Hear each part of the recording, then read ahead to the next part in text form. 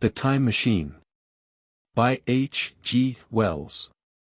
I. The time traveler, for so it will be convenient to speak of him, was expounding a recondite matter to us. His grey eyes shone and twinkled, and his usually pale face was flushed and animated.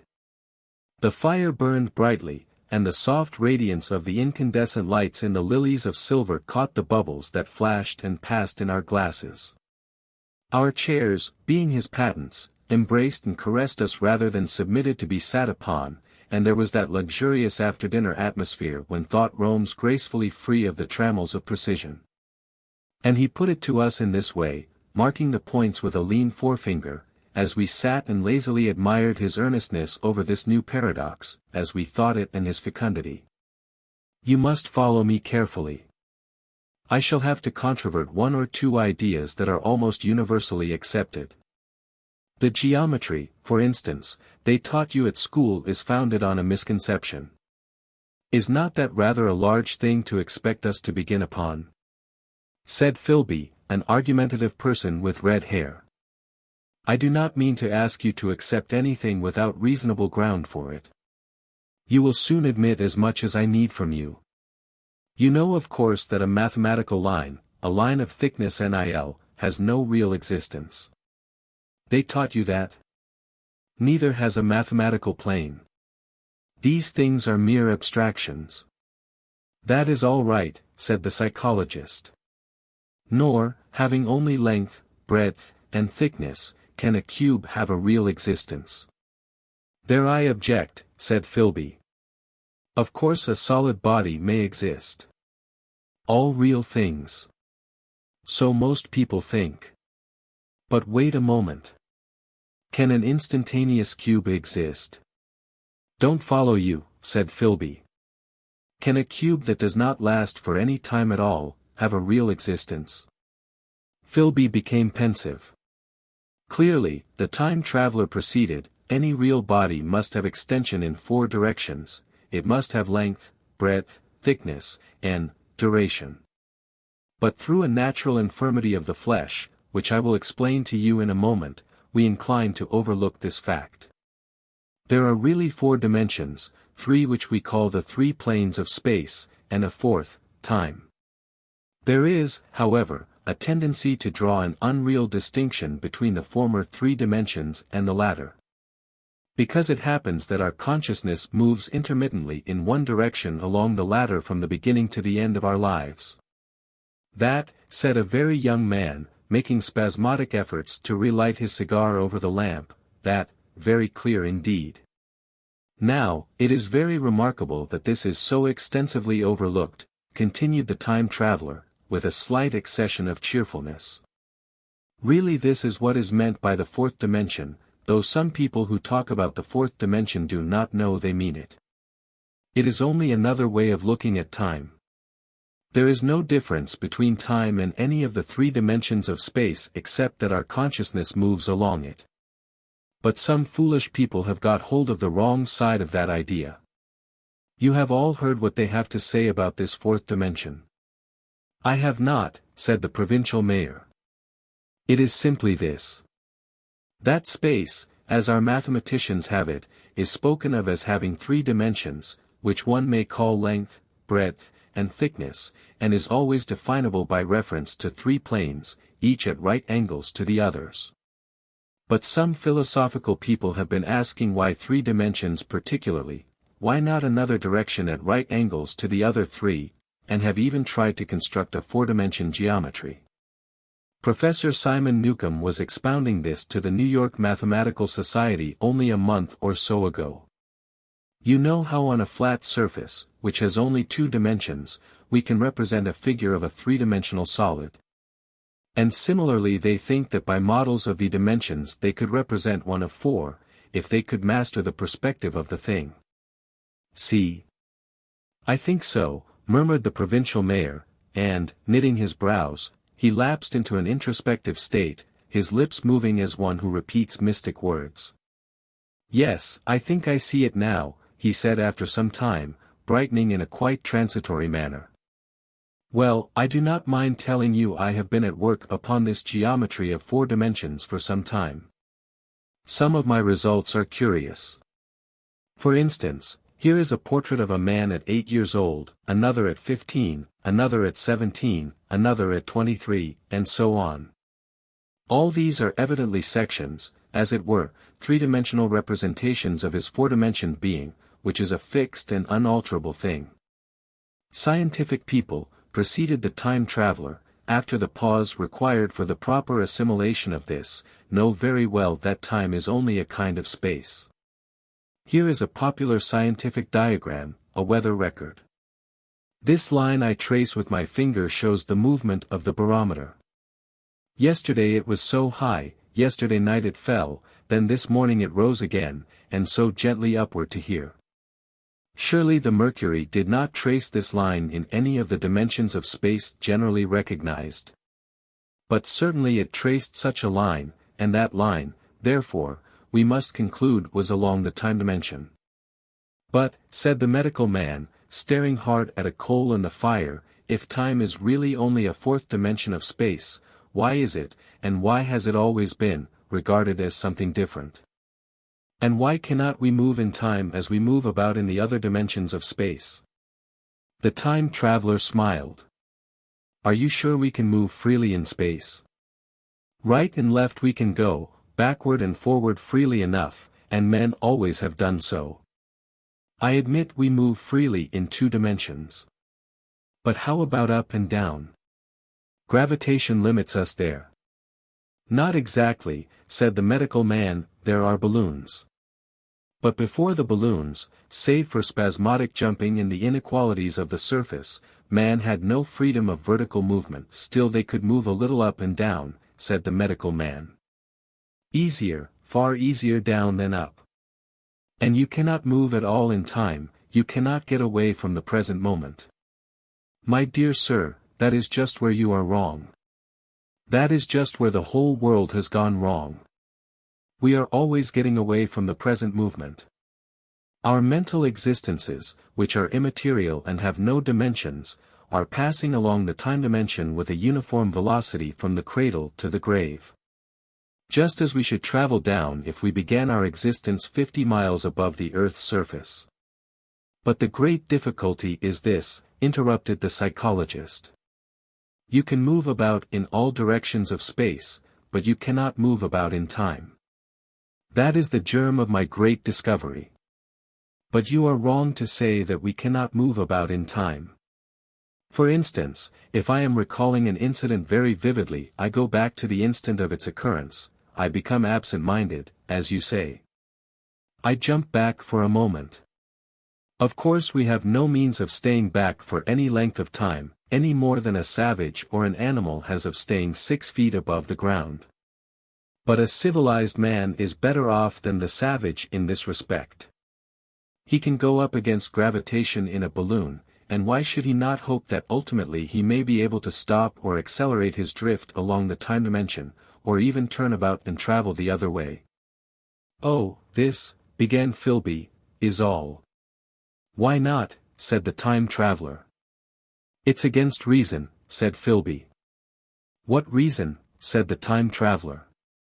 You can show black is white by argument, said Philby, but you will never convince me. Possibly not, said the time traveler.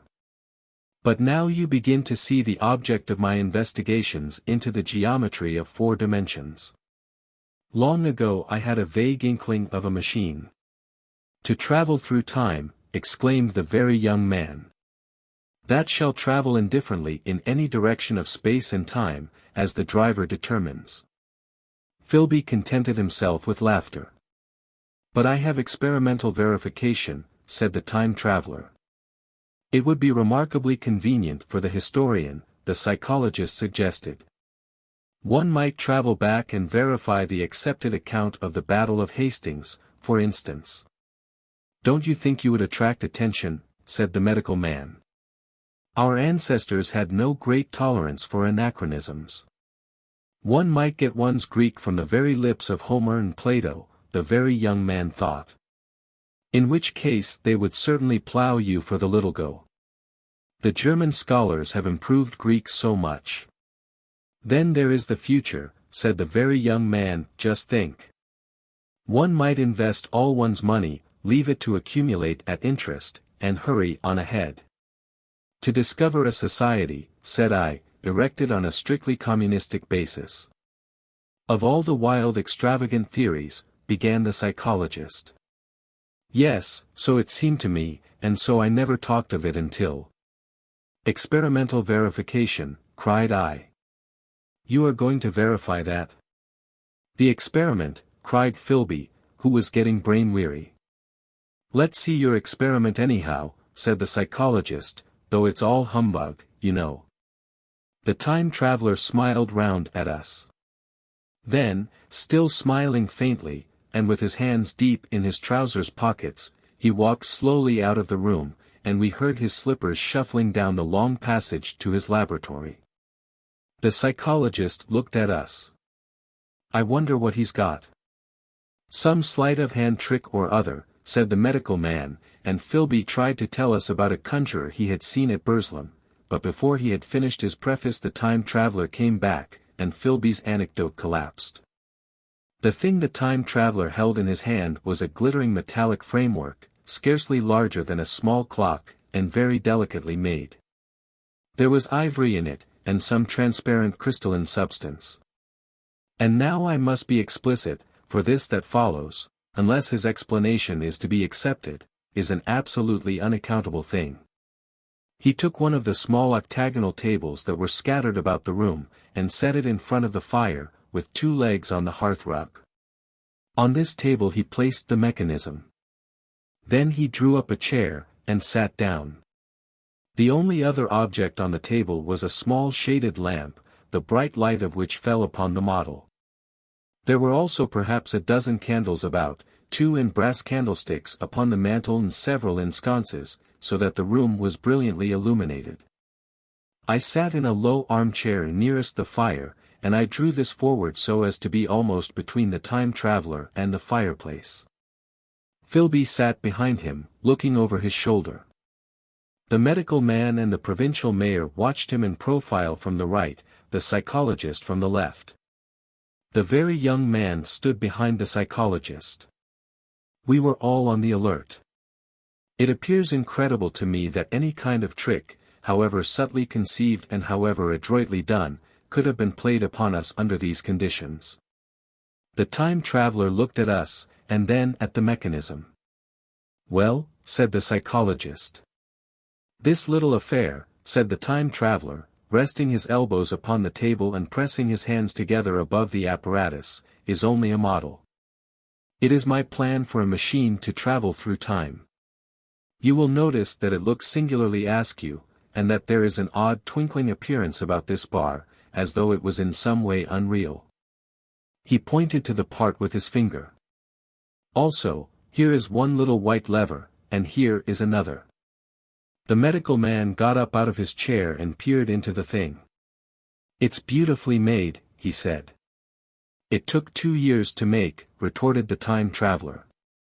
Then, when we had all imitated the action of the medical man, he said, now I want you clearly to understand that this lever, being pressed over, sends the machine gliding into the future, and this other reverses the motion. This saddle represents the seat of a time traveler. Presently I am going to press the lever, and off the machine will go. It will vanish, pass into future time, and disappear. Have a good look at the thing. Look at the table too, and satisfy yourselves there is no trickery. I don't want to waste this model, and then be told I'm a quack. There was a minute's pause perhaps. The psychologist seemed about to speak to me, but changed his mind. Then the time traveler put forth his finger towards the lever.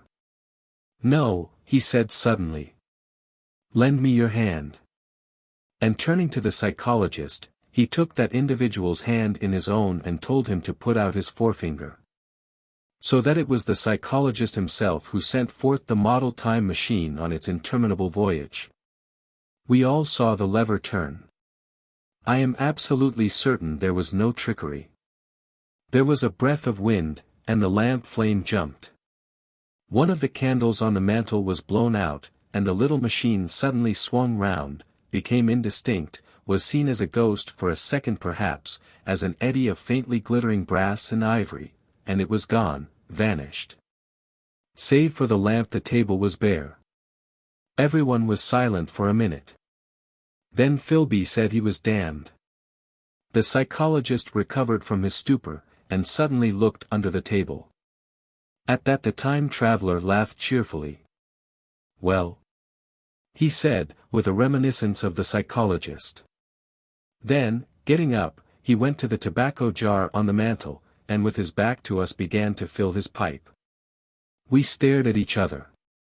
Look here, said the medical man, are you in earnest about this? Do you seriously believe that that machine has traveled into time?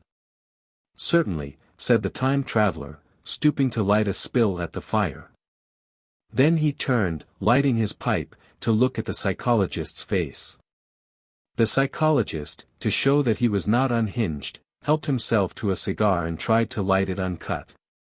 What is more, I have a big machine nearly finished in there, he indicated the laboratory, and when that is put together I mean to have a journey on my own account. You mean to say that that machine has traveled into the future, said Philby. Into the future or the past, I don't, for certain, know which. After an interval the psychologist had an inspiration. It must have gone into the past if it has gone anywhere, he said. Why, said the time traveler. Because I presume that it has not moved in space, and if it traveled into the future it would still be here all this time, since it must have traveled through this time. But, I said, if it traveled into the past it would have been visible when we came first into this room, and last Thursday when we were here, and the Thursday before that, and so forth. Serious objections, remarked the provincial mayor, with an air of impartiality, turning towards the time traveler. Not a bit, said the time traveler, and, to the psychologist, you think. You can explain that. Its presentation below the threshold, you know, diluted presentation. Of course, said the psychologist, and reassured us. That's a simple point of psychology. I should have thought of it. It's plain enough, and helps the paradox delightfully. We cannot see it, nor can we appreciate this machine, any more than we can the spoke of a wheel spinning, or a bullet flying through the air.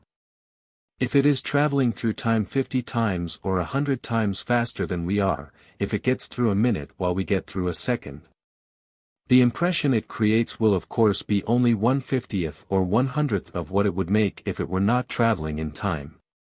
That's plain enough. He passed his hand through the space in which the machine had been. You see, he said, laughing. We sat and stared at the vacant table for a minute or so.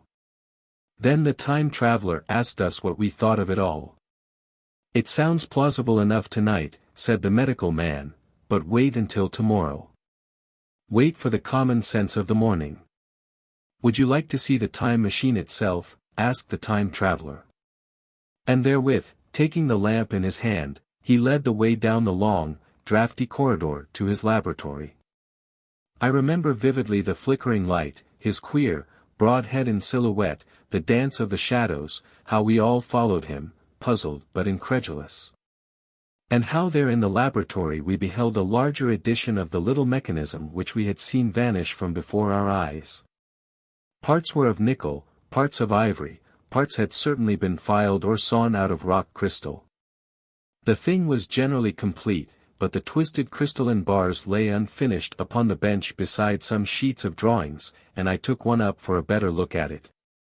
Quartz it seemed to be. Look here, said the medical man, are you perfectly serious? Or is this a trick, like that ghost you showed us last Christmas? Upon that machine, said the time traveler, holding the lamp aloft, I intend to explore time. Is that plain? I was never more serious in my life. None of us quite knew how to take it.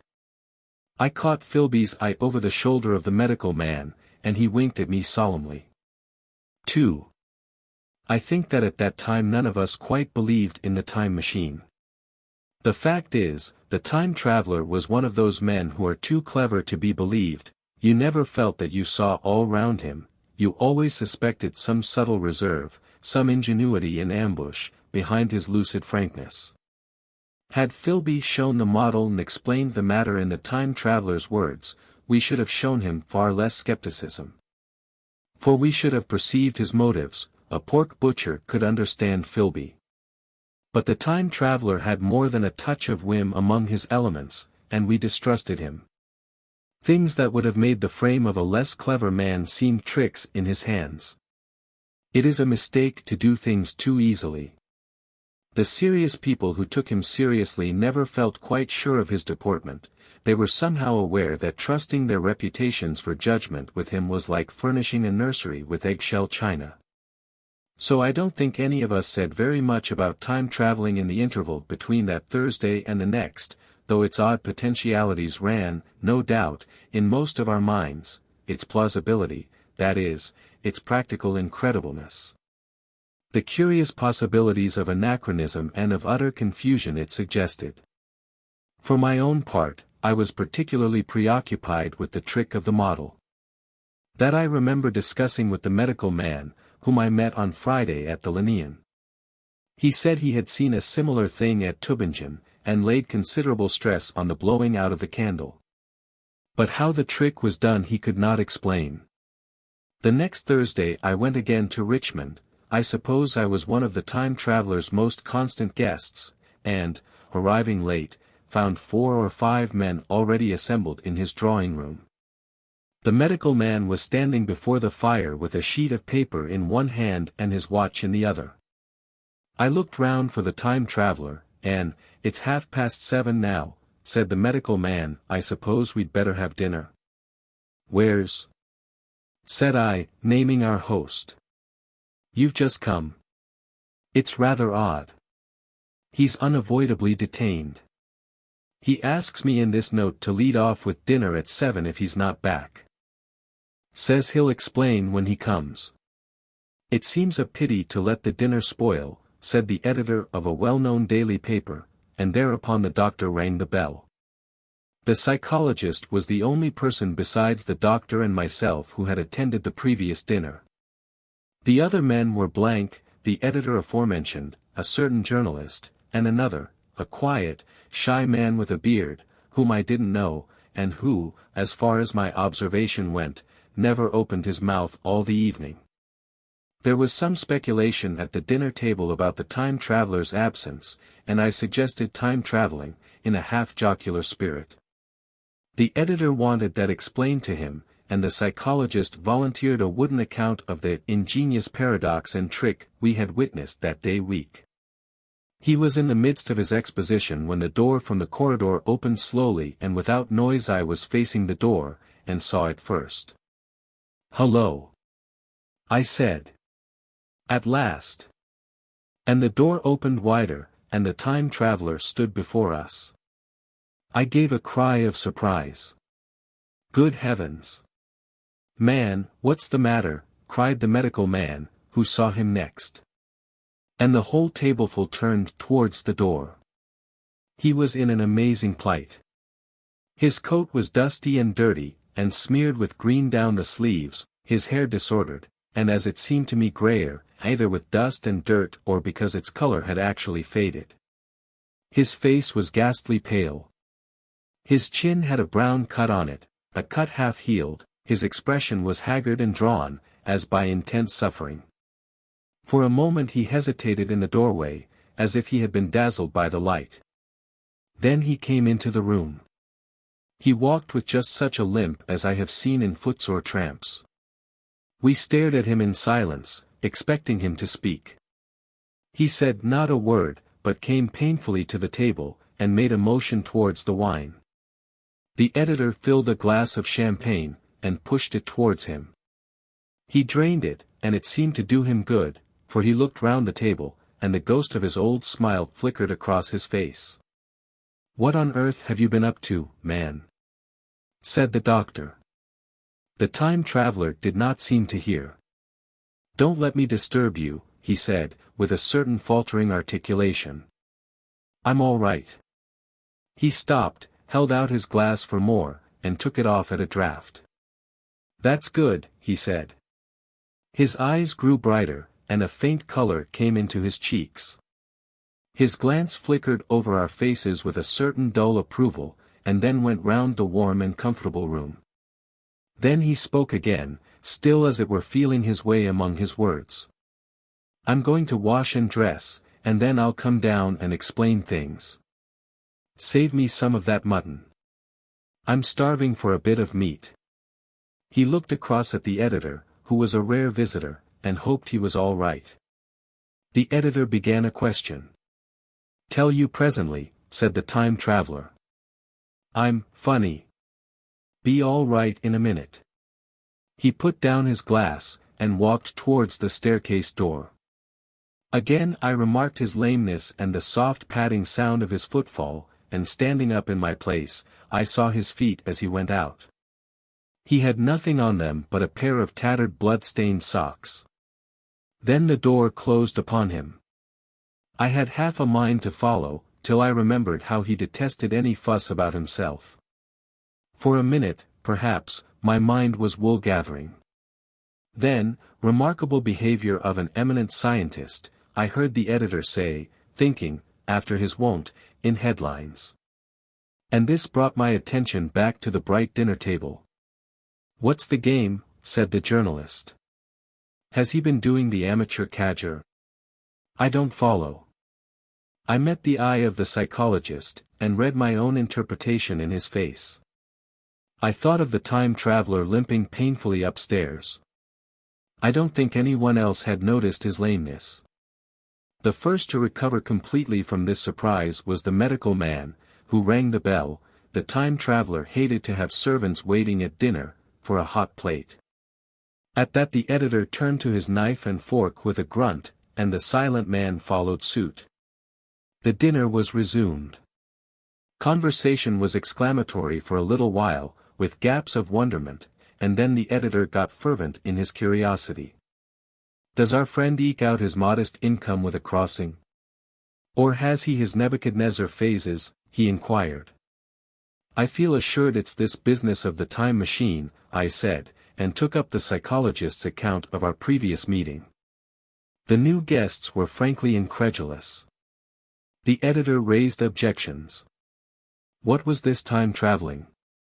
A man couldn't cover himself with dust by rolling in a paradox, could he?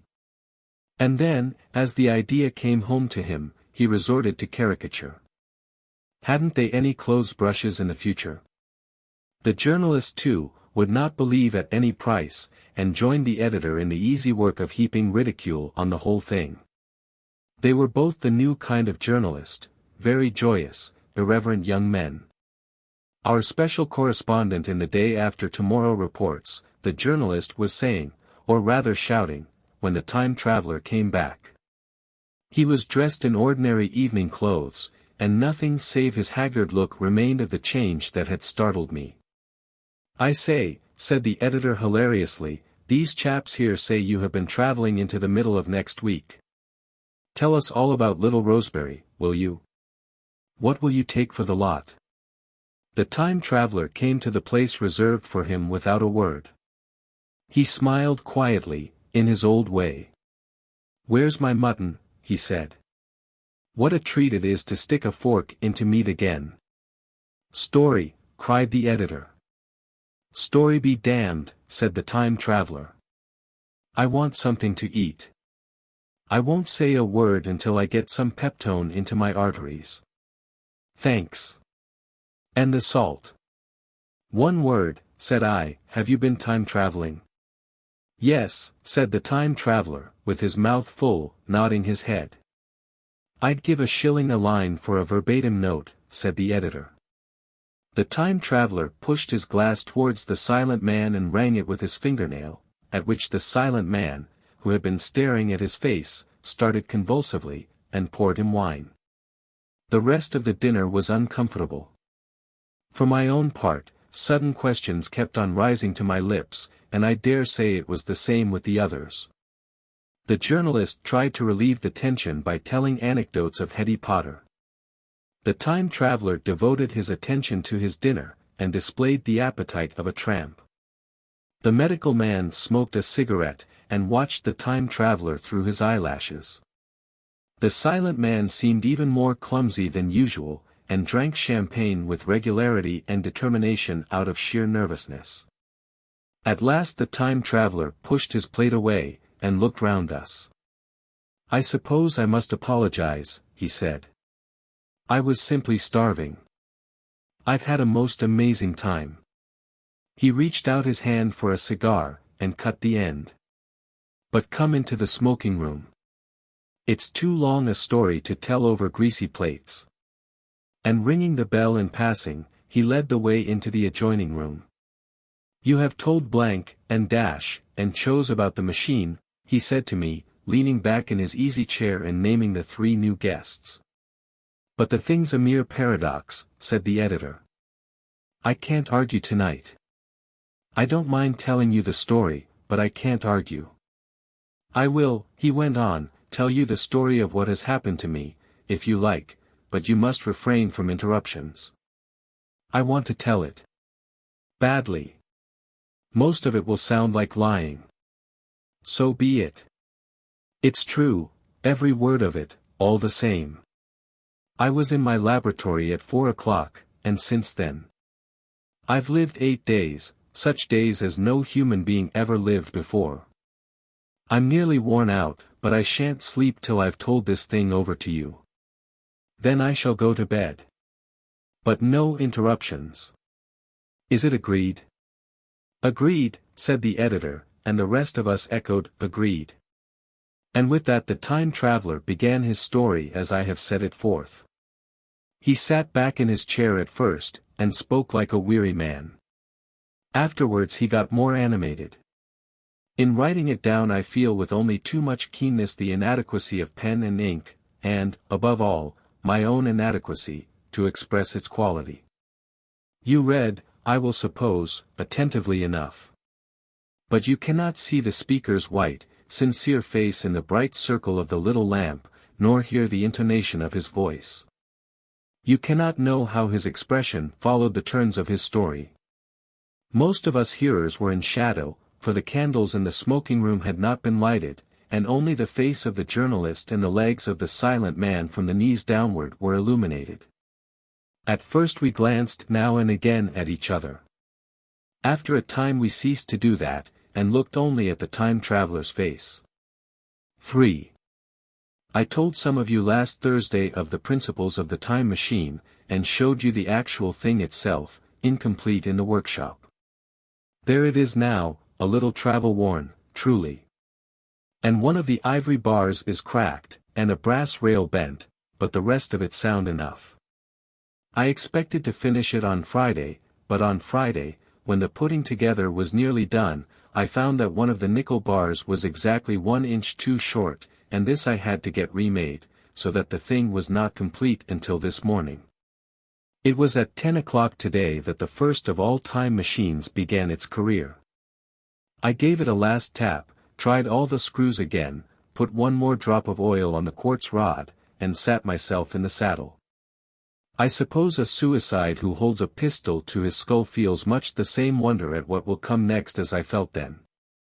I took the starting lever in one hand and the stopping one in the other, pressed the first, and almost immediately the second. I seemed to reel, I felt a nightmare sensation of falling, and, looking round, I saw the laboratory exactly as before. Had anything happened? For a moment I suspected that my intellect had tricked me. Then I noted the clock. A moment before, as it seemed, it had stood at a minute or so past 10, now it was nearly 3:30. I drew a breath, set my teeth, gripped the starting lever with both hands, and went off with a thud. The laboratory got hazy and went dark.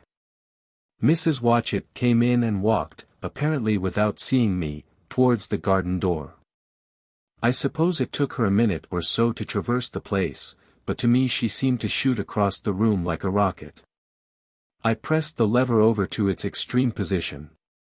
The night came like the turning out of a lamp, and in another moment came tomorrow. The laboratory grew faint and hazy, then fainter and ever fainter. Tomorrow night came black, then day again, night again, day again, faster and faster still. An eddying murmur filled my ears, and a strange, dumb confusedness descended on my mind. I am afraid I cannot convey the peculiar sensations of time traveling. They are excessively unpleasant. There is a feeling exactly like that one has upon a switchback, of a helpless headlong motion. I felt the same horrible anticipation, too, of an imminent smash. As I put on pace, night followed day like the flapping of a black wing. The dim suggestion of the laboratory seemed presently to fall away from me, and I saw the sun hopping swiftly across the sky, leaping at every minute, and every minute marking a day. I supposed the laboratory had been destroyed and I had come into the open air. I had a dim impression of scaffolding, but I was already going too fast to be conscious of any moving things. The slowest snail that ever crawled dashed by too fast for me. The twinkling succession of darkness and light was excessively painful to the eye. Then, in the intermittent darknesses, I saw the moon spinning swiftly through her quarters from new to full, and had a faint glimpse of the circling stars. Presently, as I went on, still gaining velocity, the palpitation of night and day merged into one continuous grayness, the sky took on a wonderful deepness of blue, a splendid luminous color like that of early twilight. The jerking sun became a streak of fire, a brilliant arch, in space, the moon a fainter fluctuating band, and I could see nothing of the stars, save now and then a brighter circle flickering in the blue. The landscape was misty and vague. I was still on the hillside upon which this house now stands, and the shoulder rose above me grey and dim. I saw trees growing and changing like puffs of vapor, now brown, now green, they grew, spread, shivered, and passed away. I saw huge buildings rise up faint and fair, and pass like dreams. The whole surface of the earth seemed changed, melting and flowing under my eyes. The little hands upon the dials that registered my speed raced round faster and faster. Presently I noted that the sun belt swayed up and down, from solstice to solstice, in a minute or less, and that consequently my pace was over a year a minute. And minute by minute the white snow flashed across the world, and vanished, and was followed by the bright, brief green of spring. The unpleasant sensations of the start were less poignant now. They merged at last into a kind of hysterical exhilaration. I remarked indeed a clumsy swaying of the machine, for which I was unable to account. But my mind was too confused to attend to it, so with a kind of madness growing upon me, I flung myself into futurity. At first I scarce thought of stopping, scarce thought of anything but these new sensations.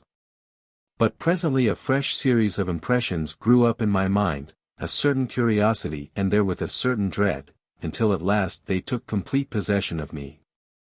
What strange developments of humanity, what wonderful advances upon our rudimentary civilization, I thought, might not appear when I came to look nearly into the dim elusive world that raced and fluctuated before my eyes.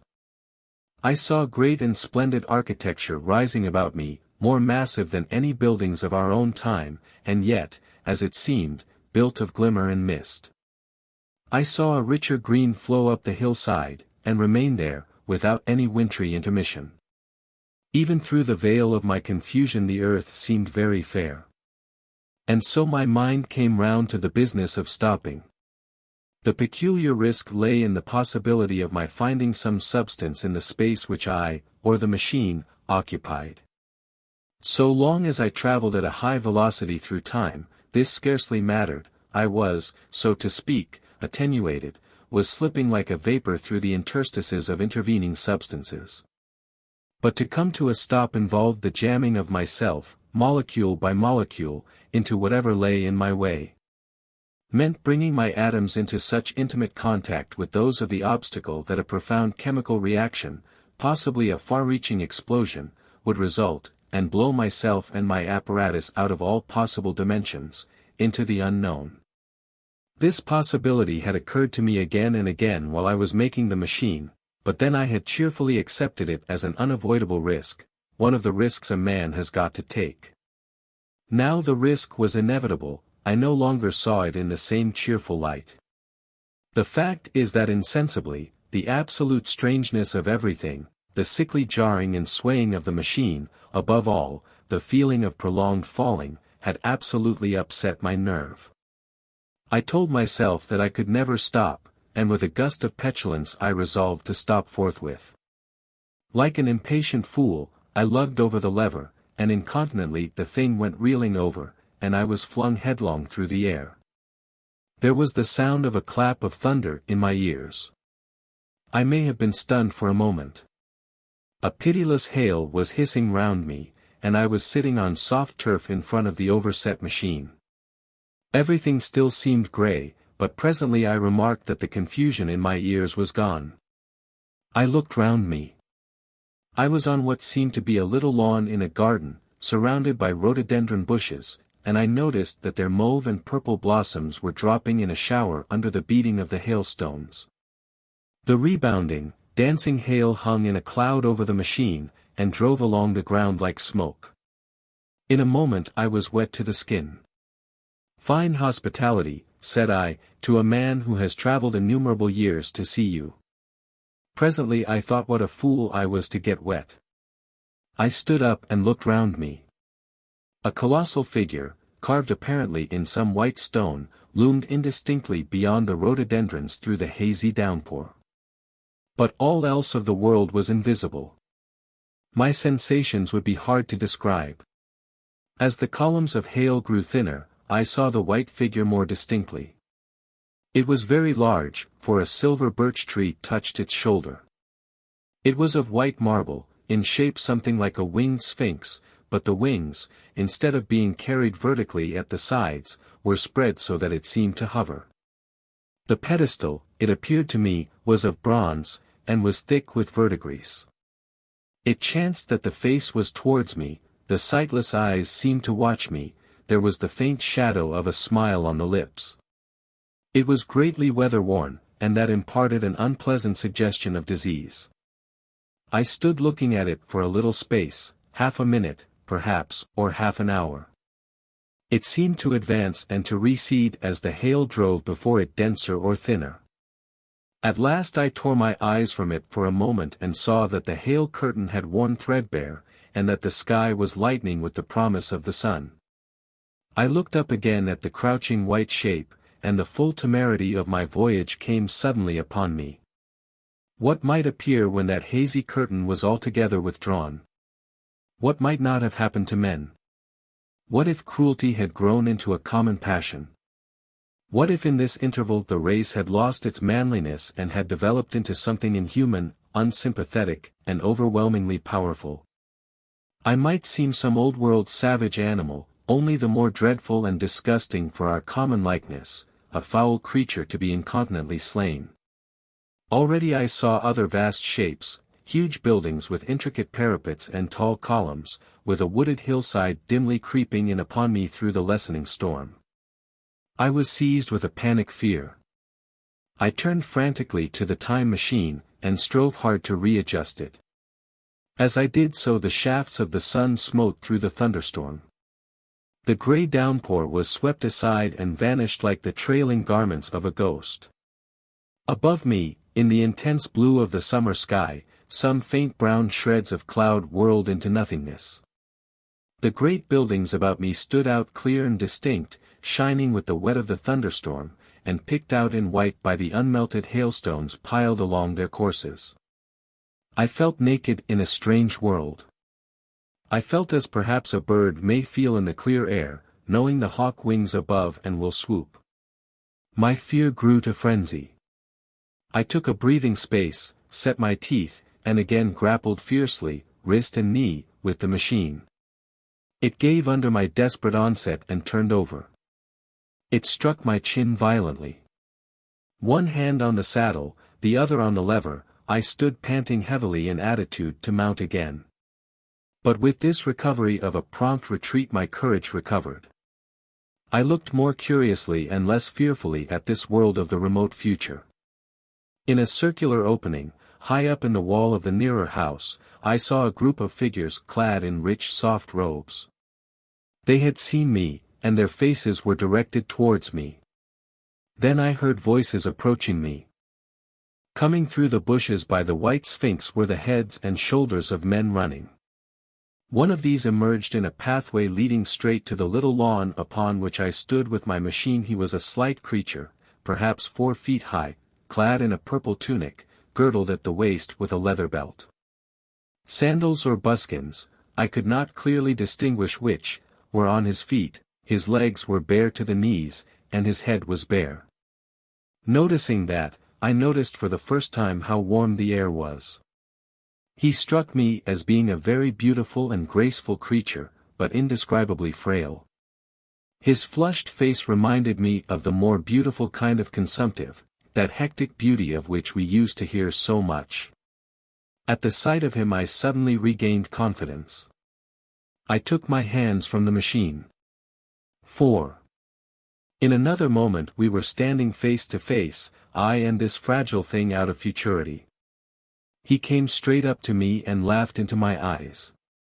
The absence from his bearing of any sign of fear struck me at once. Then he turned to the 2 others who were following him and spoke to them in a strange and very sweet and liquid tongue. There were others coming, and presently a little group of perhaps 8 or 10 of these exquisite creatures were about me.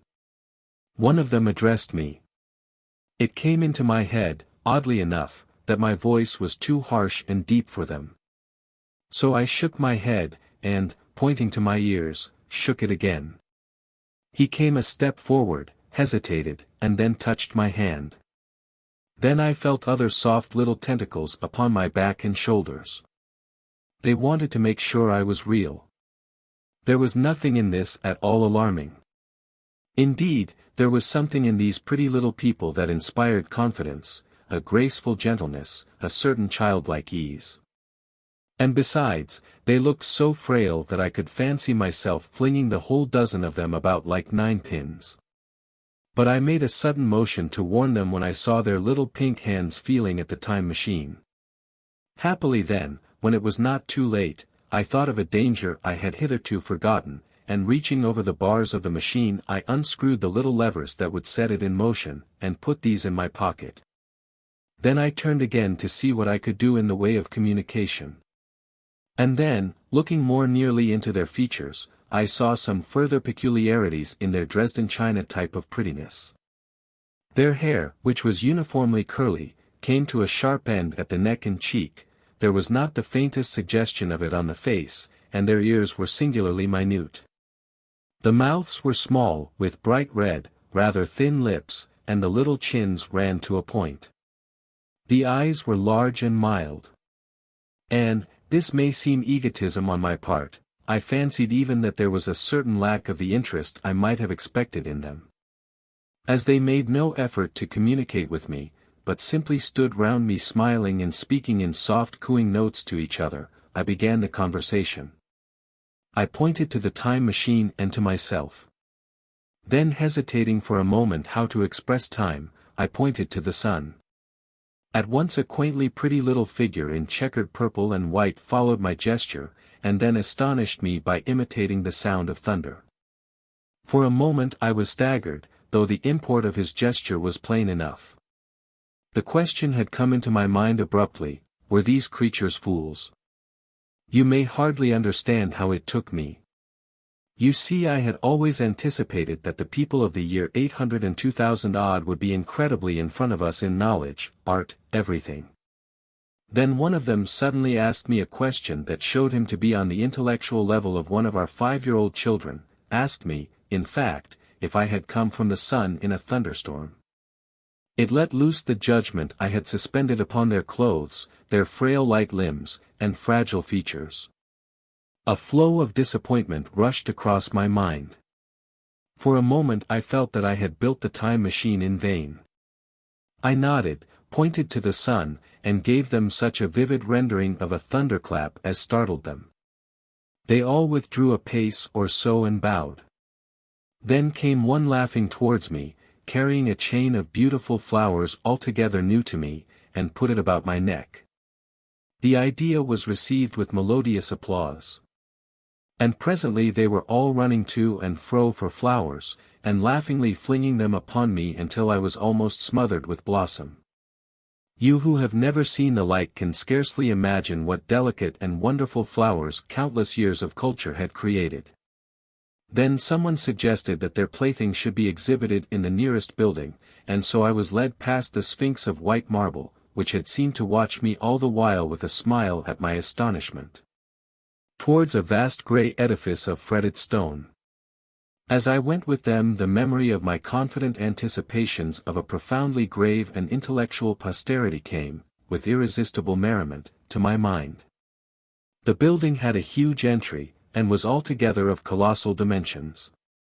I was naturally most occupied with the growing crowd of little people, and with the big open portals that yawned before me shadowy and mysterious. My general impression of the world I saw over their heads was a tangled waste of beautiful bushes and flowers, a long neglected and yet weedless garden. I saw a number of tall spikes of strange white flowers, measuring a foot perhaps across the spread of the waxen petals. They grew scattered, as if wild, among the variegated shrubs, but, as I say, I did not examine them closely at this time. The time machine was left deserted on the turf among the rhododendrons. The arch of the doorway was richly carved, but naturally I did not observe the carving very narrowly, though I fancied I saw suggestions of old Phoenician decorations as I passed through. And it struck me that they were very badly broken and weather-worn. Several more brightly clad people met me in the doorway, and so we entered, I, dressed in dingy 19th-century garments, looking grotesque enough, garlanded with flowers, and surrounded by an eddying mass of bright, soft-colored robes and shining white limbs, in a melodious whirl of laughter and laughing speech. The big doorway opened into a proportionately great hall hung with brown. The roof was in shadow, and the windows, partially glazed with colored glass and partially unglazed, admitted a tempered light. The floor was made up of huge blocks of some very hard white metal, not plates, nor slabs, blocks, and it was so much worn, as I judged by the going to and fro of past generations, as to be deeply channeled along the more frequented ways. Transverse to the length were innumerable tables made of slabs of polished stone, raised perhaps a foot from the floor, and upon these were heaps of fruits.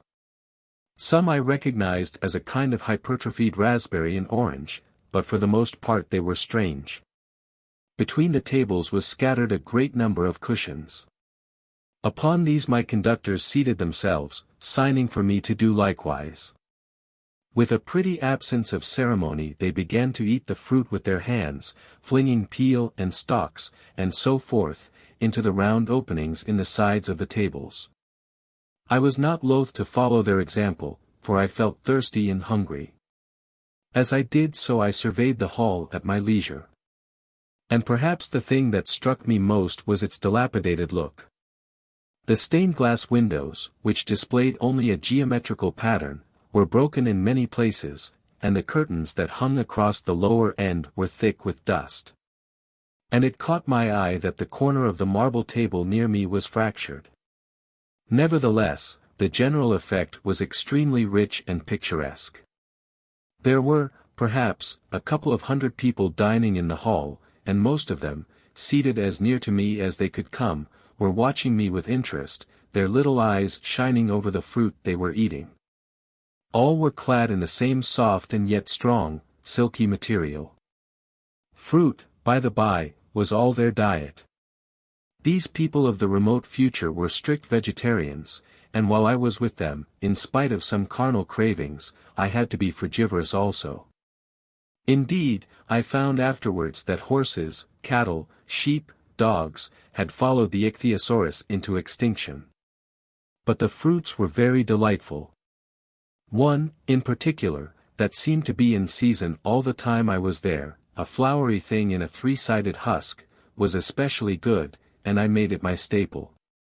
At first I was puzzled by all these strange fruits, and by the strange flowers I saw, but later I began to perceive their import. However, I am telling you of my fruit dinner in the distant future now. So soon as my appetite was a little checked, I determined to make a resolute attempt to learn the speech of these new men of mine. Clearly that was the next thing to do. The fruits seemed a convenient thing to begin upon, and holding one of these up I began a series of interrogative sounds and gestures. I had some considerable difficulty in conveying my meaning. At first my efforts met with a stare of surprise or inextinguishable laughter, but presently a fair-haired little creature seemed to grasp my intention and repeated a name. They had to chatter and explain the business at great length to each other, and my first attempts to make the exquisite little sounds of their language caused an immense amount of amusement. However, I felt like a schoolmaster amidst children, and persisted, and presently I had a score of noun substantives at least at my command, and then I got to demonstrative pronouns, and even the verb to eat. But it was slow work, and the little people soon tired and wanted to get away from my interrogations, so I determined, rather of necessity, to let them give their lessons in little doses when they felt inclined. And very little doses I found they were before long, for I never met people more indolent or more easily fatigued. A queer thing I soon discovered about my little hosts, and that was their lack of interest. They would come to me with eager cries of astonishment, like children, but like children they would soon stop examining me and wander away after some other toy. The dinner and my conversational beginnings ended, I noted for the first time that almost all those who had surrounded me at first were gone. It is odd, too, how speedily I came to disregard these little people. I went out through the portal into the sunlit world again as soon as my hunger was satisfied. I was continually meeting more of these men of the future, who would follow me a little distance, chatter and laugh about me, and, having smiled and gesticulated in a friendly way, leave me again to my own devices. The calm of evening was upon the world as I emerged from the great hall, and the scene was lit by the warm glow of the setting sun. At first things were very confusing. Everything was so entirely different from the world I had known, even the flowers. The big building I had left was situated on the slope of a broad river valley, but the Thames had shifted perhaps a mile from its present position. I resolved to mount to the summit of a crest perhaps a mile and a half away, from which I could get a wider view of this our planet in the year 802,701 AD. For that, I should explain, was the date the little dials of my machine recorded. As I walked I was watching for every impression that could possibly help to explain the condition of ruinous splendor in which I found the world, for ruinous it was. A little way up the hill, for instance, was a great heap of granite, bound together by masses of aluminium, a vast labyrinth of precipitous walls and crumpled heaps, amidst which were thick heaps of very beautiful pagoda-like plants, nettles possibly, but wonderfully tinted with brown about the leaves, and incapable of stinging. It was evidently the derelict remains of some vast structure, to what end built I could not determine. It was here that I was destined, at a later date, to have a very strange experience, the first intimation of a still stranger discovery, but of that I will speak in its proper place. Looking round with a sudden thought, from a terrace on which I rested for a while, I realized that there were no small houses to be seen.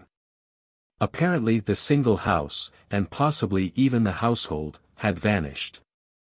Here and there among the greenery were palace-like buildings, but the house and the cottage, which formed such characteristic features of our own English landscape, had disappeared. Communism, said I to myself. And on the heels of that came another thought. I looked at the half-dozen little figures that were following me. Then, in a flash, I perceived that all had the same form of costume, the same soft hairless visage, and the same girlish rotundity of limb. It may seem strange, perhaps, that I had not noticed this before. But everything was so strange. Now, I saw the fact plainly enough. In costume, and in all the differences of texture and bearing that now mark off the sexes from each other, these people of the future were alike. And the children seemed to my eyes to be but the miniatures of their parents. I judged, then, that the children of that time were extremely precocious, physically at least, and I found afterwards abundant verification of my opinion.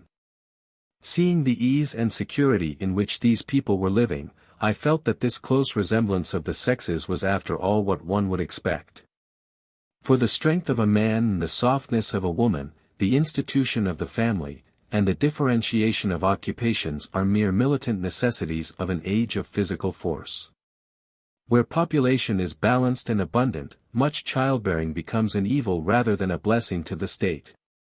Where violence comes but rarely and offspring are secure, there is less necessity, indeed there is no necessity, for an efficient family, and the specialization of the sexes with reference to their children's needs disappears.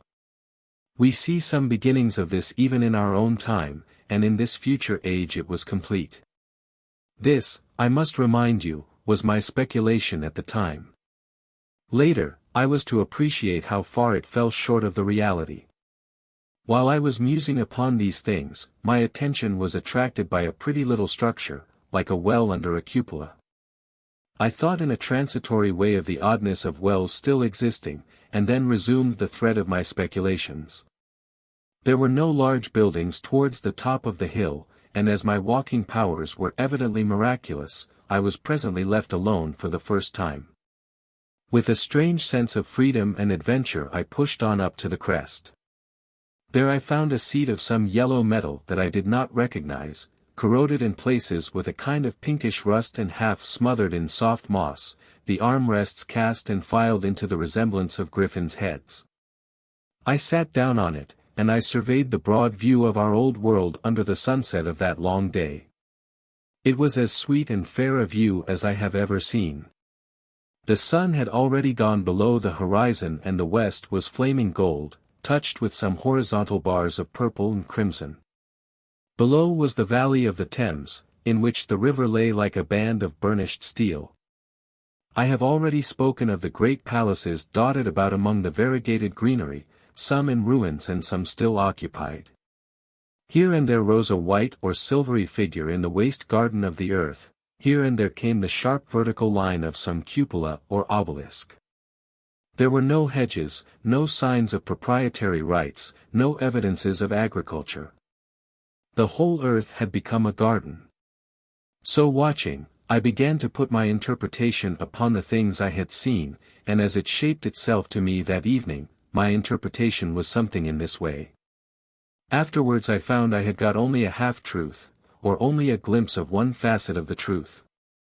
It seemed to me that I had happened upon humanity upon the wane. The ruddy sunset set me thinking of the sunset of mankind.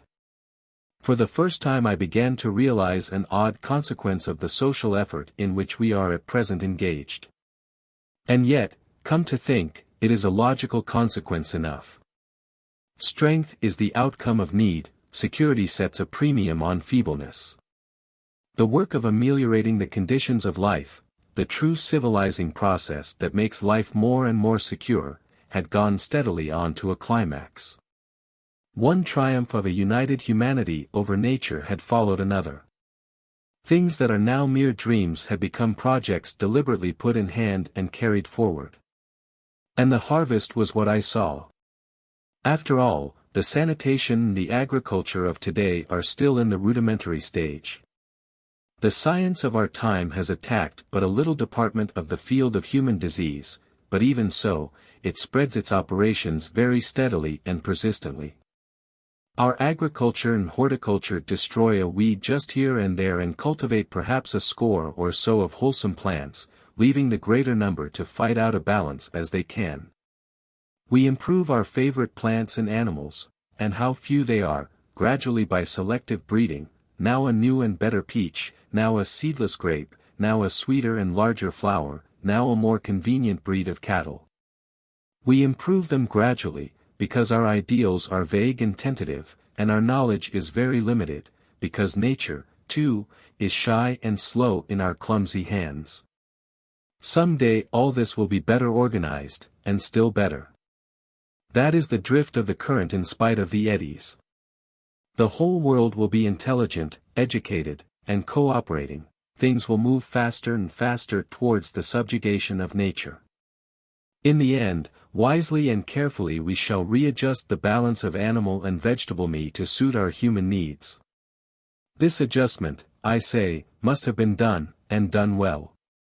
Done indeed for all time, in the space of time across which my machine had leaped.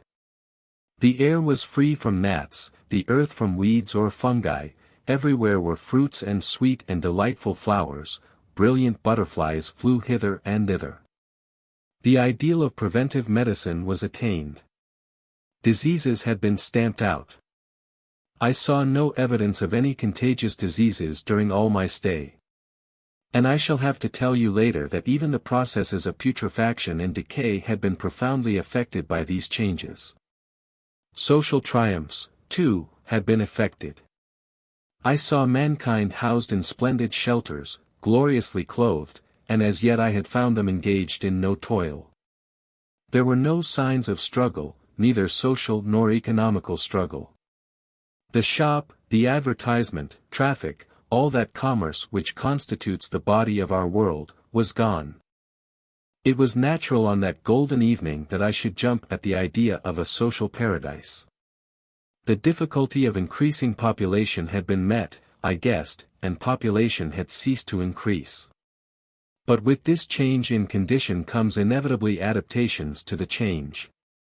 What, unless biological science is a mass of errors, is the cause of human intelligence and vigor? Hardship and freedom, conditions under which the active, strong, and subtle survive and the weaker go to the wall. Conditions that put a premium upon the loyal alliance of capable men, upon self-restraint, patience, and decision.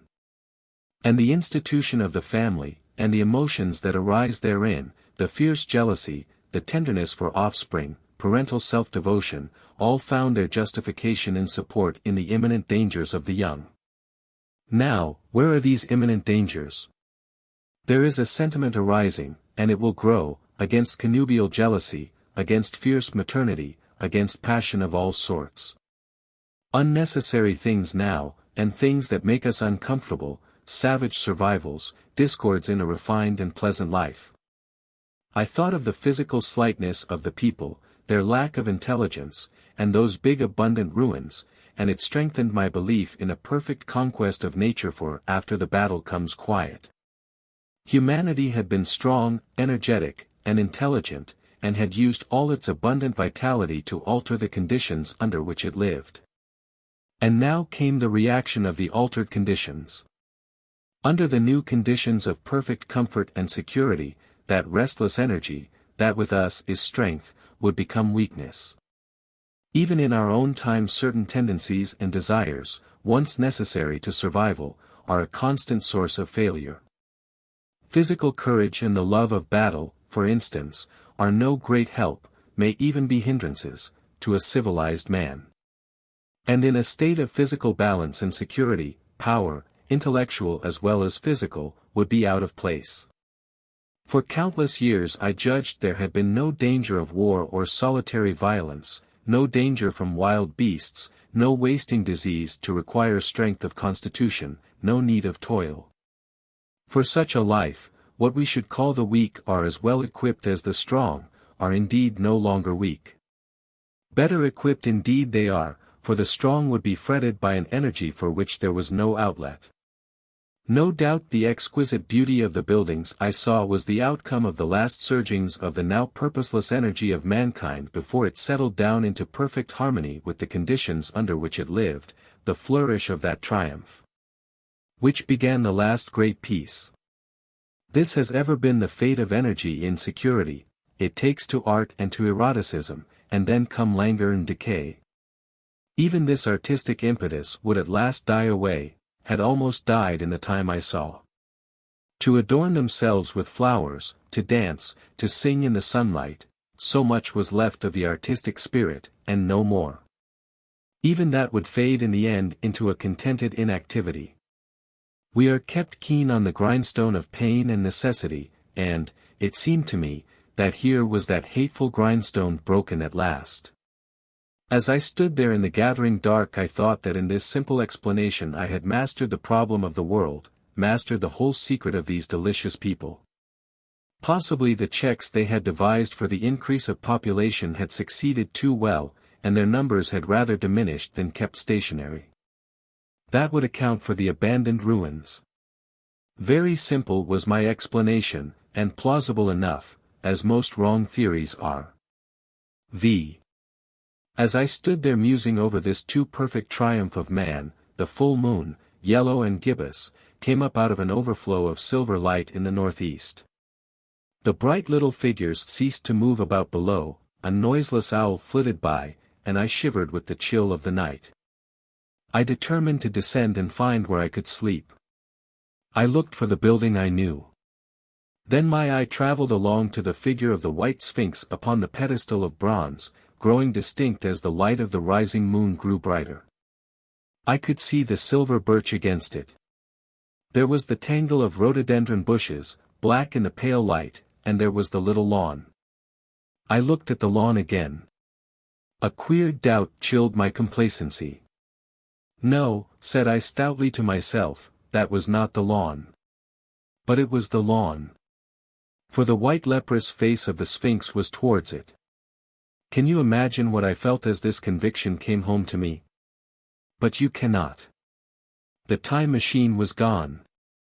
At once, like a lash across the face, came the possibility of losing my own age, of being left helpless in this strange new world. The bare thought of it was an actual physical sensation. I could feel it grip me at the throat and stop my breathing. In another moment I was in a passion of fear and running with great leaping strides down the slope. Once I fell headlong and cut my face. I lost no time in stanching the blood, but jumped up and ran on, with a warm trickle down my cheek and chin. All the time I ran I was saying to myself, they have moved it a little, pushed it under the bushes out of the way. Nevertheless, I ran with all my might. All the time, with the certainty that sometimes comes with excessive dread, I knew that such assurance was folly, knew instinctively that the machine was removed out of my reach. My breath came with pain. I suppose I covered the whole distance from the hill crest to the little lawn, 2 miles perhaps, in 10 minutes. And I am not a young man. I cursed aloud, as I ran, at my confident folly in leaving the machine, wasting good breath thereby. I cried aloud, and none answered. Not a creature seemed to be stirring in that moonlit world. When I reached the lawn my worst fears were realized. Not a trace of the thing was to be seen.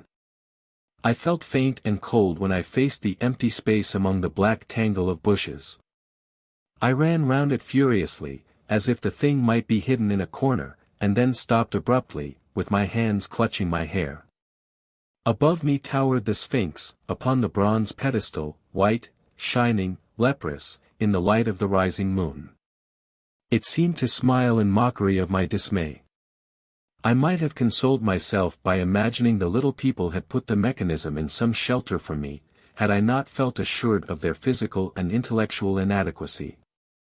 That is what dismayed me, the sense of some hitherto unsuspected power, through whose intervention my invention had vanished. Yet, for one thing I felt assured, unless some other age had produced its exact duplicate, the machine could not have moved in time. The attachment of the levers, I will show you the method later, prevented anyone from tampering with it in that way when they were removed. It had moved, and was hid, only in space. But then, where could it be? I think I must have had a kind of frenzy. I remember running violently in and out among the moonlit bushes all round the Sphinx, and startling some white animal that, in the dim light, I took for a small deer. I remember, too, late that night, beating the bushes with my clenched fist until my knuckles were gashed and bleeding from the broken twigs. Then, sobbing and raving in my anguish of mind, I went down to the great building of stone. The big hall was dark, silent, and deserted. I slipped on the uneven floor, and fell over one of the malachite tables, almost breaking my shin. I lit a match and went on past the dusty curtains, of which I have told you. There I found a second great hall covered with cushions, upon which, perhaps, a score or so of the little people were sleeping. I have no doubt they found my second appearance strange enough, coming suddenly out of the quiet darkness with inarticulate noises and the splutter and flare of a match. For they had forgotten about matches. Where is my time machine? I began, bawling like an angry child, laying hands upon them and shaking them up together. It must have been very queer to them. Some laughed, most of them looked sorely frightened. When I saw them standing round me, it came into my head that I was doing as foolish a thing as it was possible for me to do under the circumstances, in trying to revive the sensation of fear. For, reasoning from their daylight behavior, I thought that fear must be forgotten. Abruptly, I dashed down the match, and, knocking one of the people over in my course, went blundering across the big dining hall again, out under the moonlight. I heard cries of terror and their little feet running and stumbling this way and that. I do not remember all I did as the moon crept up the sky. I suppose it was the unexpected nature of my loss that maddened me. I felt hopelessly cut off from my own kind, a strange animal in an unknown world. I must have raved to and fro, screaming and crying upon God and fate. I have a memory of horrible fatigue, as the long night of despair wore away. Of looking in this impossible place and that, of groping among moonlit ruins and touching strange creatures in the black shadows, at last, of lying on the ground near the Sphinx and weeping with absolute wretchedness. I had nothing left but misery. Then I slept, and when I woke again it was full day, and a couple of sparrows were hopping round me on the turf within reach of my arm. I sat up in the freshness of the morning, trying to remember how I had got there, and why I had such a profound sense of desertion and despair. Then things came clear in my mind. With the plain, reasonable daylight, I could look my circumstances fairly in the face. I saw the wild folly of my frenzy overnight, and I could reason with myself. Suppose the worst. I said. Suppose the machine altogether lost, perhaps destroyed. It behooves me to be calm and patient, to learn the way of the people, to get a clear idea of the method of my loss, and the means of getting materials and tools, so that in the end, perhaps, I may make another. That would be my only hope, perhaps, but better than despair. And, after all, it was a beautiful and curious world. But probably, the machine had only been taken away.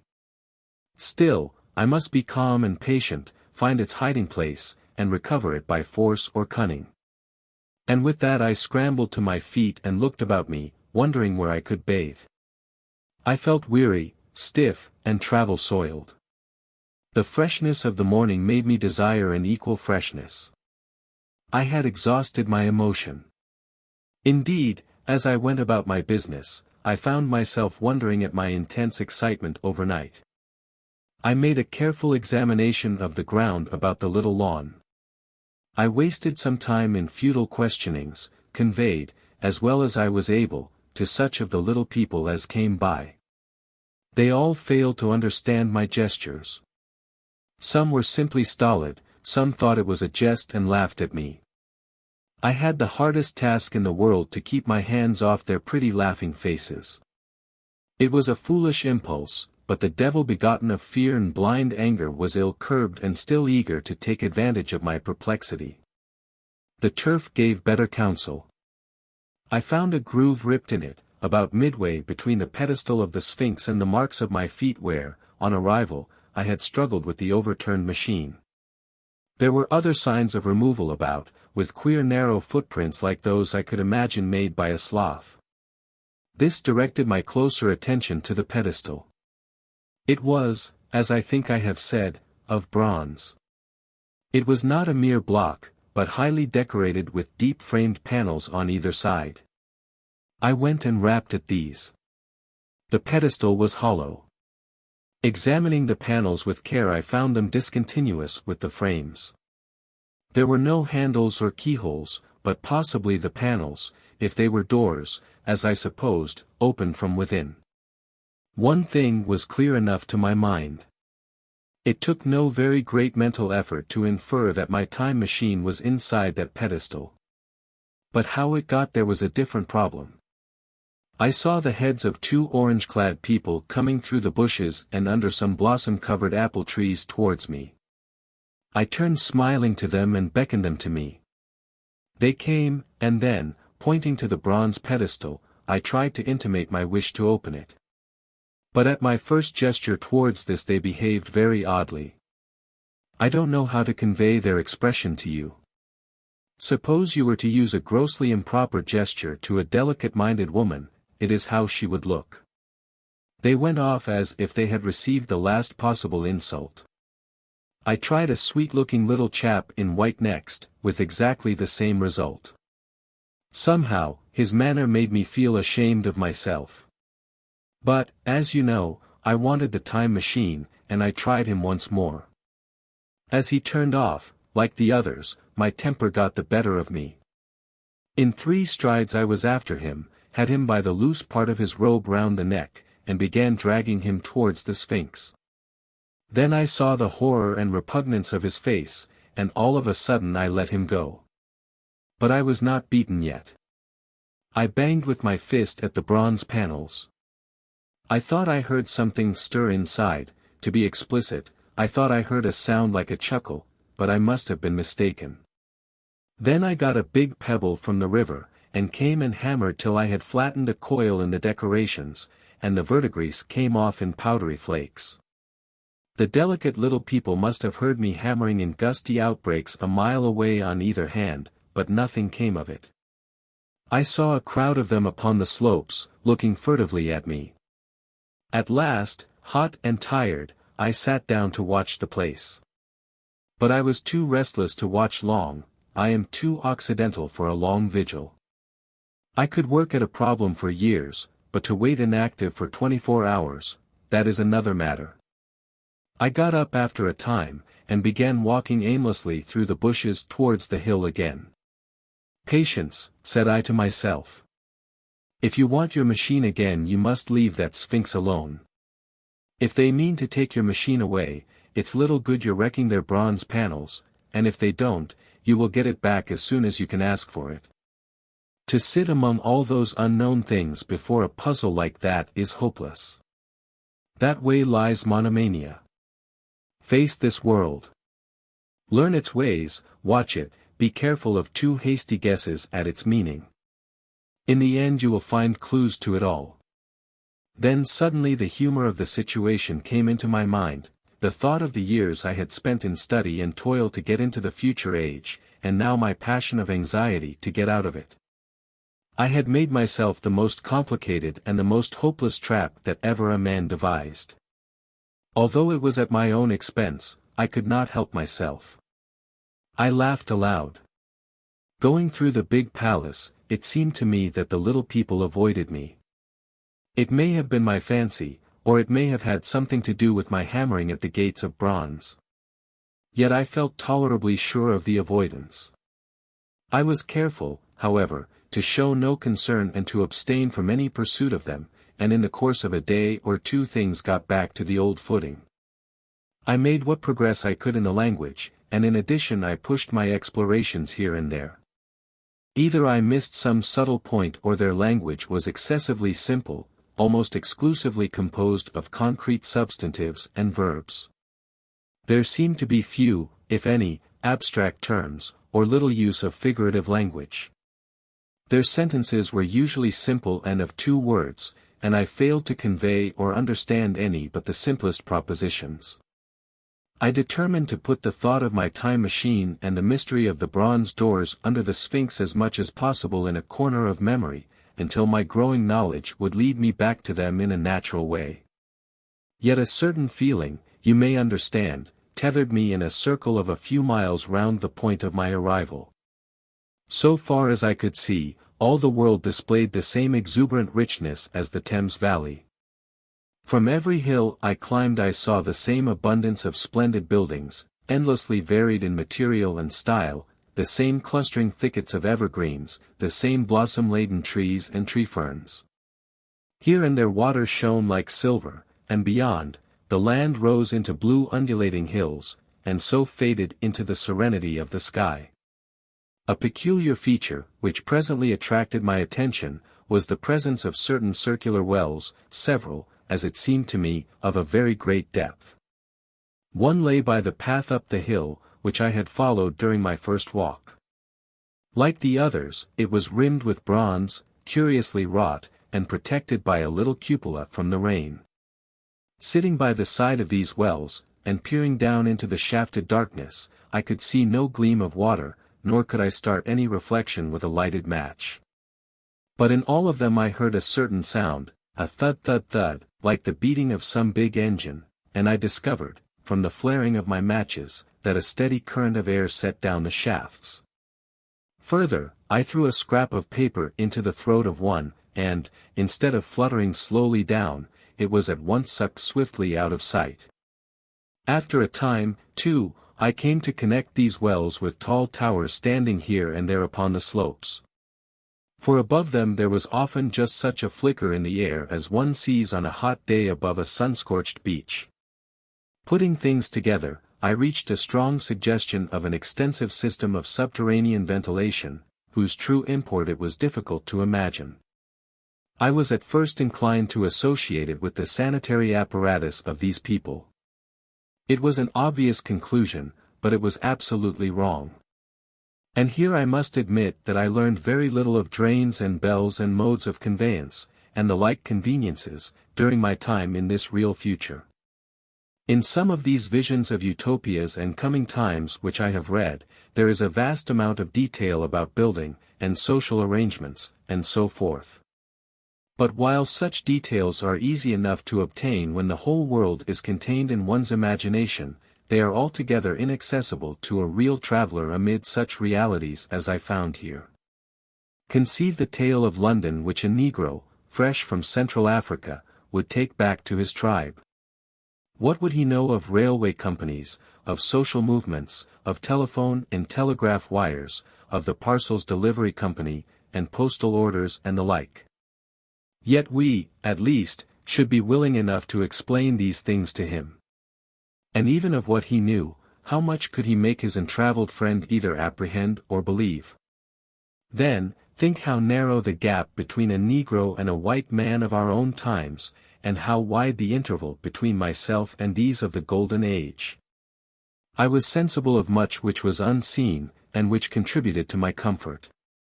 But save for a general impression of automatic organization, I fear I can convey very little of the difference to your mind. In the matter of sepulchre, for instance, I could see no signs of crematoria nor anything suggestive of tombs. But it occurred to me that, possibly, there might be cemeteries, or crematoria, somewhere beyond the range of my explorings. This, again, was a question I deliberately put to myself, and my curiosity was at first entirely defeated upon the point. The thing puzzled me, and I was led to make a further remark, which puzzled me still more, that aged and infirm among this people there were none. I must confess that my satisfaction with my first theories of an automatic civilization and a decadent humanity did not long endure. Yet I could think of no other. Let me put my difficulties. The several big palaces I had explored were mere living places, great dining halls and sleeping apartments. I could find no machinery, no appliances of any kind. Yet these people were clothed in pleasant fabrics that must at times need renewal, and their sandals, though undecorated, were fairly complex specimens of metalwork. Somehow such things must be made. And the little people displayed no vestige of a creative tendency. There were no shops, no workshops, no sign of importations among them. They spent all their time in playing gently, in bathing in the river, in making love in a half-playful fashion, in eating fruit and sleeping. I could not see how things were kept going. Then, again, about the time machine, something, I knew not what, had taken it into the hollow pedestal of the White Sphinx. Why? For the life of me I could not imagine. Those waterless wells, too, those flickering pillars. I felt I lacked a clue. I felt, how shall I put it? Suppose you found an inscription, with sentences here and there in excellent plain English, and interpolated therewith, others made up of words, of letters even, absolutely unknown to you? Well, on the third day of my visit, that was how the world of 802,701 presented itself to me. That day, too, I made a friend, of a sort. It happened that, as I was watching some of the little people bathing in a shallow, one of them was seized with cramp and began drifting downstream. The main current ran rather swiftly, but not too strongly for even a moderate swimmer. It will give you an idea, therefore, of the strange deficiency in these creatures, when I tell you that none made the slightest attempt to rescue the weakly crying little thing which was drowning before their eyes. When I realized this, I hurriedly slipped off my clothes, and, wading in at a point lower down, I caught the poor mite and drew her safe to land. A little rubbing of the limbs soon brought her round, and I had the satisfaction of seeing she was all right before I left her. I had got to such a low estimate of her kind that I did not expect any gratitude from her. In that, however, I was wrong. This happened in the morning. In the afternoon I met my little woman, as I believe it was, as I was returning towards my center from an exploration, and she received me with cries of delight and presented me with a big garland of flowers, evidently made for me and me alone. The thing took my imagination. Very possibly I had been feeling desolate. At any rate I did my best to display my appreciation of the gift. We were soon seated together in a little stone arbor, engaged in conversation, chiefly of smiles. The creature's friendliness affected me exactly as a child's might have done. We passed each other flowers, and she kissed my hands. I did the same to hers. Then I tried talk, and found that her name was Weena, which, though I don't know what it meant, somehow seemed appropriate enough. That was the beginning of a queer friendship which lasted a week, and ended, as I will tell you. She was exactly like a child. She wanted to be with me always. She tried to follow me everywhere, and on my next journey out and about it went to my heart to tire her down, and leave her at last, exhausted and calling after me rather plaintively. But the problems of the world had to be mastered. I had not, I said to myself, come into the future to carry on a miniature flirtation. Yet her distress when I left her was very great, her expostulations at the parting were sometimes frantic, and I think, altogether, I had as much trouble as comfort from her devotion. Nevertheless she was, somehow, a very great comfort. I thought it was mere childish affection that made her cling to me. Until it was too late, I did not clearly know what I had inflicted upon her when I left her. Nor until it was too late did I clearly understand what she was to me. For, by merely seeming fond of me, and showing in her weak, futile way that she cared for me, the little doll of a creature presently gave my return to the neighborhood of the White Sphinx almost the feeling of coming home. And I would watch for her tiny figure of white and gold so soon as I came over the hill. It was from her, too, that I learned that fear had not yet left the world. She was fearless enough in the daylight, and she had the oddest confidence in me. For once, in a foolish moment, I made threatening grimaces at her, and she simply laughed at them. But she dreaded the dark, dreaded shadows, dreaded black things. Darkness to her was the one thing dreadful. It was a singularly passionate emotion, and it set me thinking and observing. I discovered then, among other things, that these little people gathered into the great houses after dark, and slept in droves. To enter upon them without a light was to put them into a tumult of apprehension. I never found one out of doors, or one sleeping alone within doors, after dark. Yet I was still such a blockhead that I missed the lesson of that fear, and in spite of Weena's distress I insisted upon sleeping away from these slumbering multitudes. It troubled her greatly, but in the end her odd affection for me triumphed, and for 5 of the nights of our acquaintance, including the last night of all, she slept with her head pillowed on my arm. But my story slips away from me as I speak of her. It must have been the night before her rescue that I was awakened about dawn. I had been restless, dreaming most disagreeably that I was drowned, and that sea anemones were feeling over my face with their soft palps. I woke with a start, and with an odd fancy that some greyish animal had just rushed out of the chamber. I tried to get to sleep again, but I felt restless and uncomfortable. It was that dim gray hour when things are just creeping out of darkness, when everything is colorless and clear-cut, and yet unreal. I got up, and went down into the great hall, and so out upon the flagstones in front of the palace. I thought I would make a virtue of necessity, and see the sunrise. The moon was setting, and the dying moonlight and the first pallor of dawn were mingled in a ghastly half-light. The bushes were inky black, the ground a somber gray, the sky colorless and cheerless.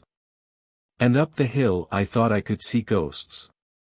There several times, as I scanned the slope, I saw white figures. Twice I fancied I saw a solitary white, ape-like creature running rather quickly up the hill, and once near the ruins I saw a leash of them carrying some dark body. They moved hastily. I did not see what became of them. It seemed that they vanished among the bushes. The dawn was still indistinct, you must understand. I was feeling that chill, uncertain, early morning feeling you may have known. I doubted my eyes. As the eastern sky grew brighter, and the light of the day came on and its vivid coloring returned upon the world once more, I scanned the view keenly. But I saw no vestige of my white figures. They were mere creatures of the half-light. They must have been ghosts, I said, I wonder whence they dated. For a queer notion of Grant Allen's came into my head, and amused me. If each generation die and leave ghosts, he argued, the world at last will get overcrowded with them. On that theory they would have grown innumerable some 800,000 years hence, and it was no great wonder to see four at once. But the jest was unsatisfying, and I was thinking of these figures all the morning, until Weena's rescue drove them out of my head. I associated them in some indefinite way with the white animal I had startled in my first passionate search for the time machine. But Weena was a pleasant substitute. Yet all the same, they were soon destined to take far deadlier possession of my mind. I think I have said how much hotter than our own was the weather of this golden age. I cannot account for it. It may be that the sun was hotter, or the earth nearer the sun. It is usual to assume that the sun will go on cooling steadily in the future. But people, unfamiliar with such speculations as those of the younger Darwin, forget that the planets must ultimately fall back one by one into the parent body. As these catastrophes occur, the sun will blaze with renewed energy. And it may be that some inner planet had suffered this fate. Whatever the reason, the fact remains that the sun was very much hotter than we know it. Well, one very hot morning, my fourth, I think, as I was seeking shelter from the heat and glare in a colossal ruin near the great house where I slept and fed, there happened this strange thing, clambering among these heaps of masonry. I found a narrow gallery, whose end and side windows were blocked by fallen masses of stone. By contrast with the brilliancy outside, it seemed at first impenetrably dark to me. I entered it groping, for the change from light to blackness made spots of color swim before me. Suddenly I halted spellbound. A pair of eyes, luminous by reflection against the daylight without, was watching me out of the darkness. The old instinctive dread of wild beasts came upon me. I clenched my hands and steadfastly looked into the glaring eyeballs. I was afraid to turn. Then the thought of the absolute security in which humanity appeared to be living came to my mind. And then I remembered that strange terror of the dark. Overcoming my fear to some extent, I advanced a step and spoke. I will admit that my voice was harsh and ill-controlled. I put out my hand and touched something soft. At once the eyes darted sideways, and something white ran past me. I turned with my heart in my mouth, and saw a queer little ape-like figure, its head held down in a peculiar manner, running across the sunlit space behind me. It blundered against a block of granite, staggered aside, and in a moment was hidden in a black shadow beneath another pile of ruined masonry. My impression of it is, of course, imperfect. But I know it was a dull white, and had strange large grayish-red eyes, also that there was flaxen hair on its head and down its back. But, as I say, it went too fast for me to see distinctly. I cannot even say whether it ran on all fours, or only with its forearms held very low. After an instant's pause I followed it into the second heap of ruins. I could not find it at first. But, after a time in the profound obscurity, I came upon one of those round well-like openings of which I have told you, half closed by a fallen pillar. A sudden thought came to me. Could this thing have vanished down the shaft? I lit a match, and, looking down, I saw a small, white, moving creature, with large bright eyes which regarded me steadfastly as it retreated. It made me shudder. It was so like a human spider. It was clambering down the wall, and now I saw for the first time a number of metal foot and hand rests forming a kind of ladder down the shaft. Then the light burned my fingers and fell out of my hand, going out as it dropped, and when I had lit another the little monster had disappeared. I do not know how long I sat peering down that well. It was not for some time that I could succeed in persuading myself that the thing I had seen was human. But, gradually, the truth dawned on me, that man had not remained one species, but had differentiated into two distinct animals, that my graceful children of the upper world were not the sole descendants of our generation, but that this bleached, obscene, nocturnal thing, which had flashed before me, was also heir to all the ages. I thought of the flickering pillars and of my theory of an underground ventilation. I began to suspect their true import. And what, I wondered, was this lemur doing in my scheme of a perfectly balanced organization? How was it related to the indolent serenity of the beautiful upperworlders? And what was hidden down there, at the foot of that shaft? I sat upon the edge of the well telling myself that, at any rate, there was nothing to fear, and that there I must descend for the solution of my difficulties. And withal I was absolutely afraid to go. As I hesitated, two of the beautiful upper-world people came running in their amorous sport across the daylight in the shadow. The male pursued the female, flinging flowers at her as he ran. They seemed distressed to find me, my arm against the overturned pillar, peering down the well. Apparently it was considered bad form to remark these apertures. For when I pointed to this one, and tried to frame a question about it in their tongue, they were still more visibly distressed and turned away. But they were interested by my matches, and I struck some to amuse them. I tried them again about the well, and again I failed. So presently I left them, meaning to go back to Weena, and see what I could get from her. But my mind was already in revolution. My guesses and impressions were slipping and sliding to a new adjustment. I had now a clue to the import of these wells, to the ventilating towers, to the mystery of the ghosts. To say nothing of a hint at the meaning of the bronze gates and the fate of the time machine. And very vaguely there came a suggestion towards the solution of the economic problem that had puzzled me. Here was the new view. Plainly, this second species of man was subterranean.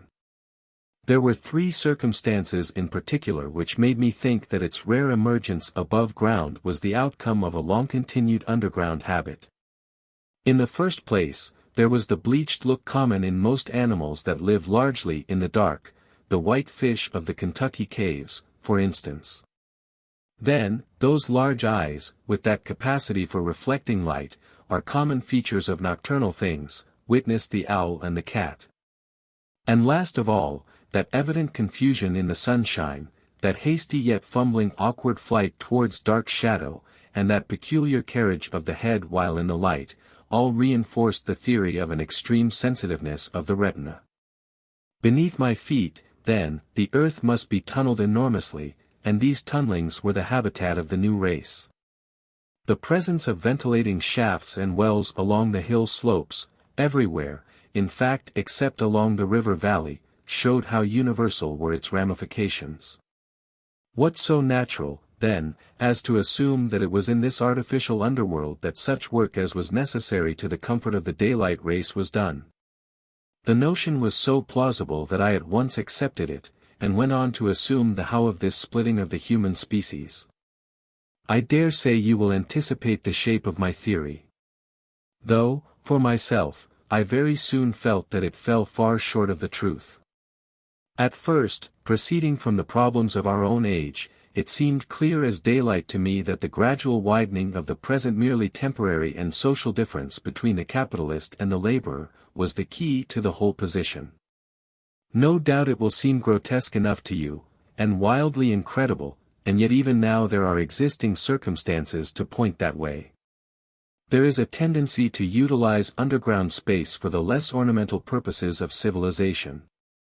There is the Metropolitan Railway in London, for instance, there are new electric railways, there are subways, there are underground workrooms and restaurants, and they increase and multiply.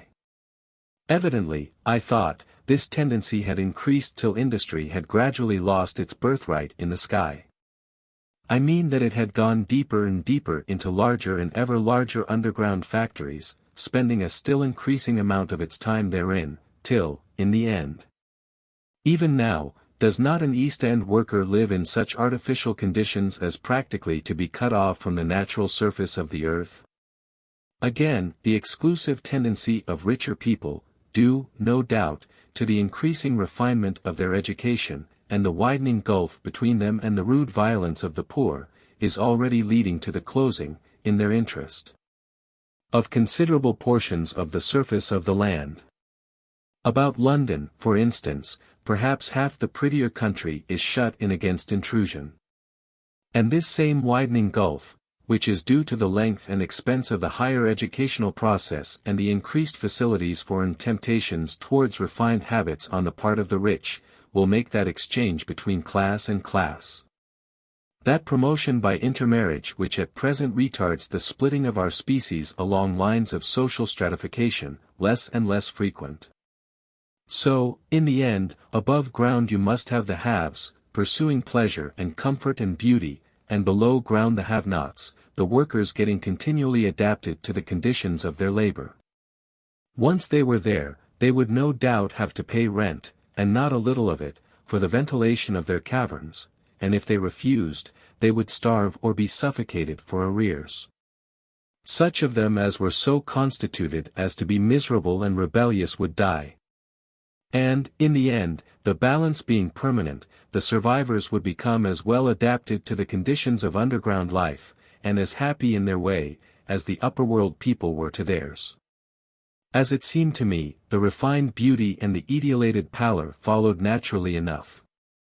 The great triumph of humanity I had dreamed of took a different shape in my mind. It had been no such triumph of moral education and general cooperation as I had imagined. Instead, I saw a real aristocracy, armed with a perfected science and working to a logical conclusion the industrial system of today. Its triumph had not been simply a triumph over nature, but a triumph over nature and the fellow man. This, I must warn you, was my theory at the time. I had no convenient cicerone in the pattern of the utopian books. My explanation may be absolutely wrong. I still think it is the most plausible one. But even on this supposition the balanced civilization that was at last attained must have long since passed its zenith, and was now far fallen into decay. The too perfect security of the upper worlders had led them to a slow movement of degeneration, to a general dwindling in size, strength, and intelligence. That I could see clearly enough already. What had happened to the undergrounders I did not yet suspect. But from what I had seen of the Morlocks, that, by the by, was the name by which these creatures were called, I could imagine that the modification of the human type was even far more profound than among the Alloy, the beautiful race that I already knew.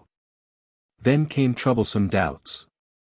Why had the Morlocks taken my time machine? For I felt sure it was they who had taken it. Why, too, if the Alloy were masters, could they not restore the machine to me? And why were they so terribly afraid of the dark?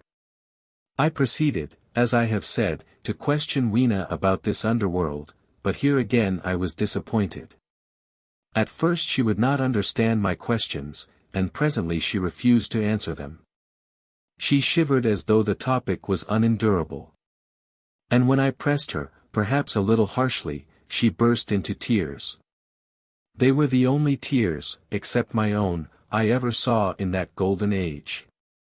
When I saw them I ceased abruptly to trouble about the Morlocks, and was only concerned in banishing these signs of the human inheritance from Weena's eyes. And very soon she was smiling and clapping her hands, while I solemnly burned a match. 6. It may seem odd to you, but it was 2 days before I could follow up the newfound clue in what was manifestly the proper way. I felt a peculiar shrinking from those pallid bodies. They were just the half-bleached color of the worms and things one sees preserved in spirit in a zoological museum, and they were filthily cold to the touch.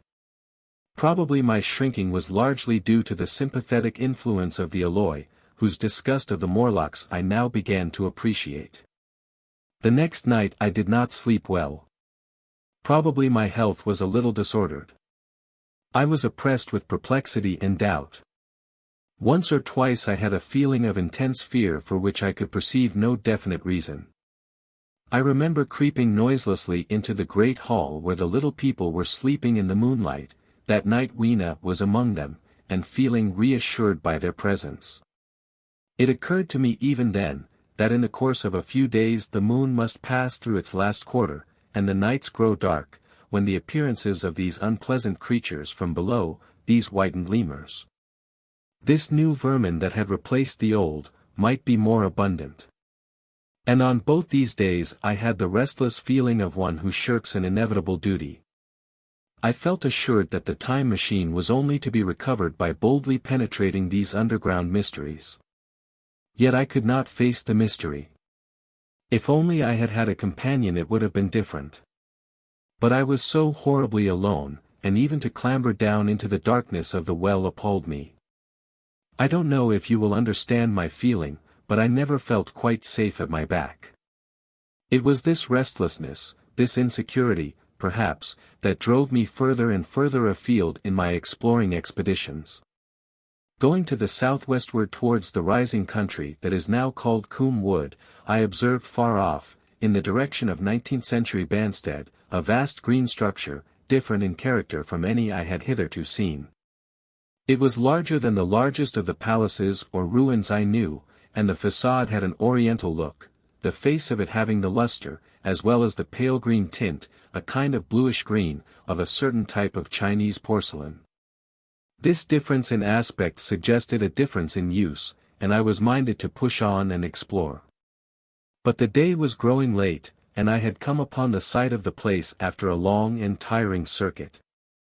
So I resolved to hold over the adventure for the following day, and I returned to the welcome and the caresses of little Weena.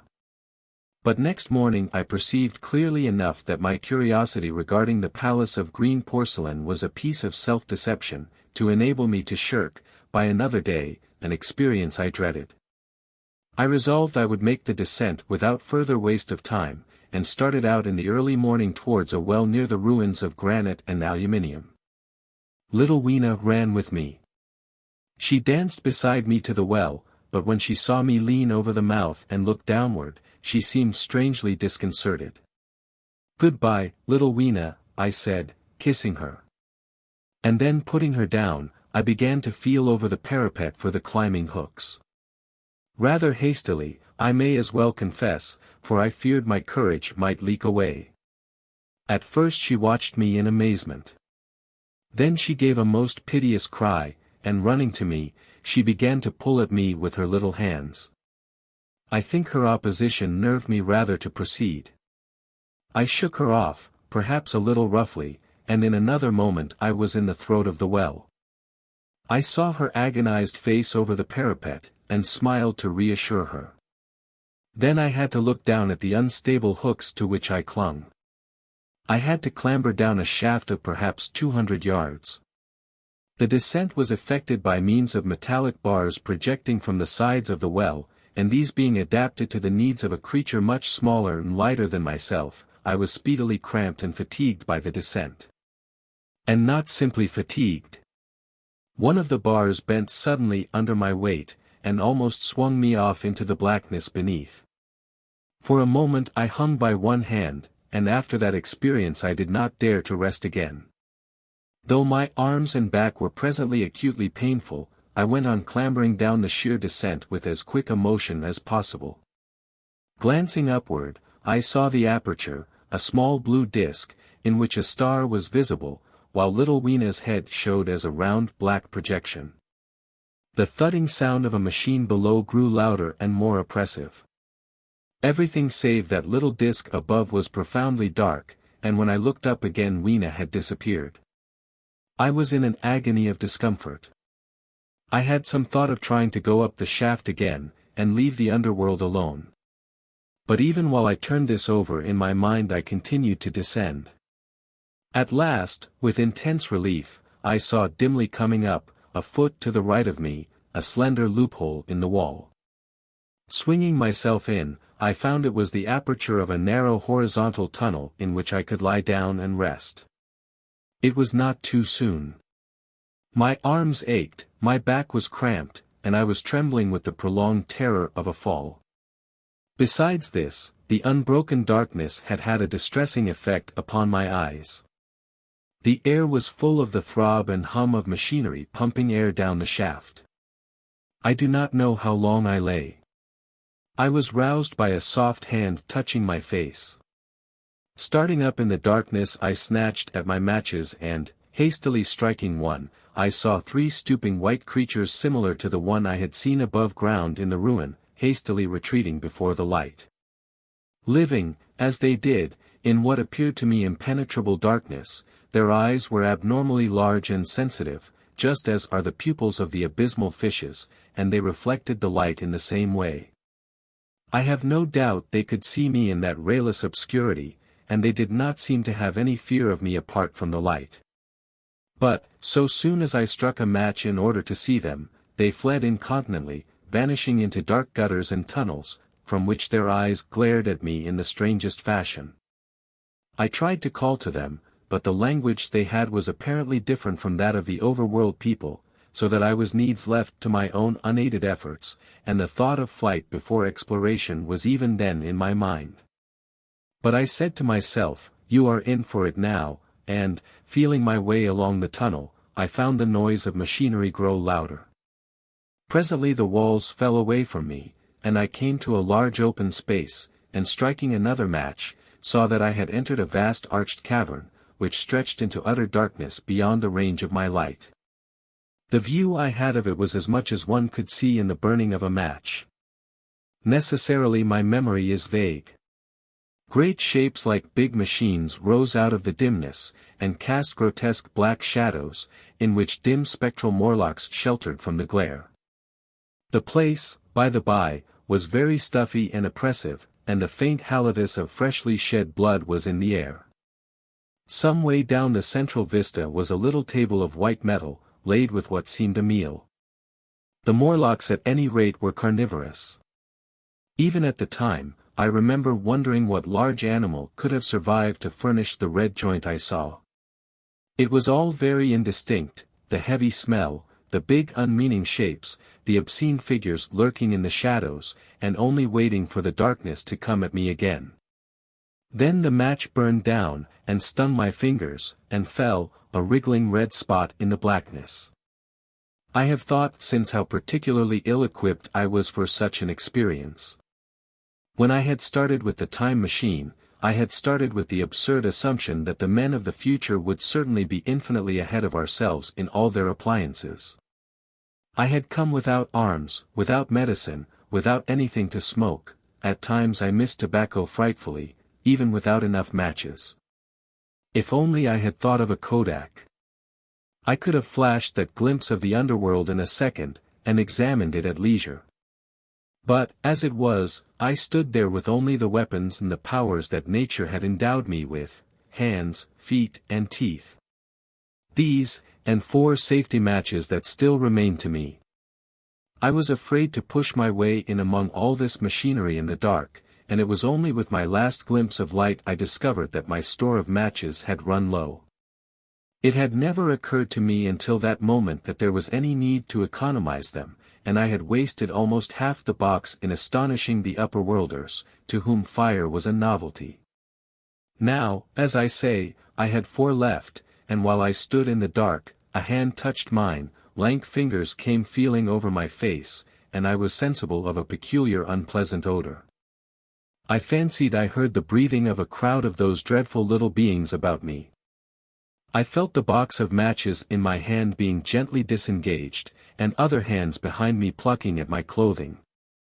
The sense of these unseen creatures examining me was indescribably unpleasant. The sudden realization of my ignorance of their ways of thinking and doing came home to me very vividly in the darkness. I shouted at them as loudly as I could.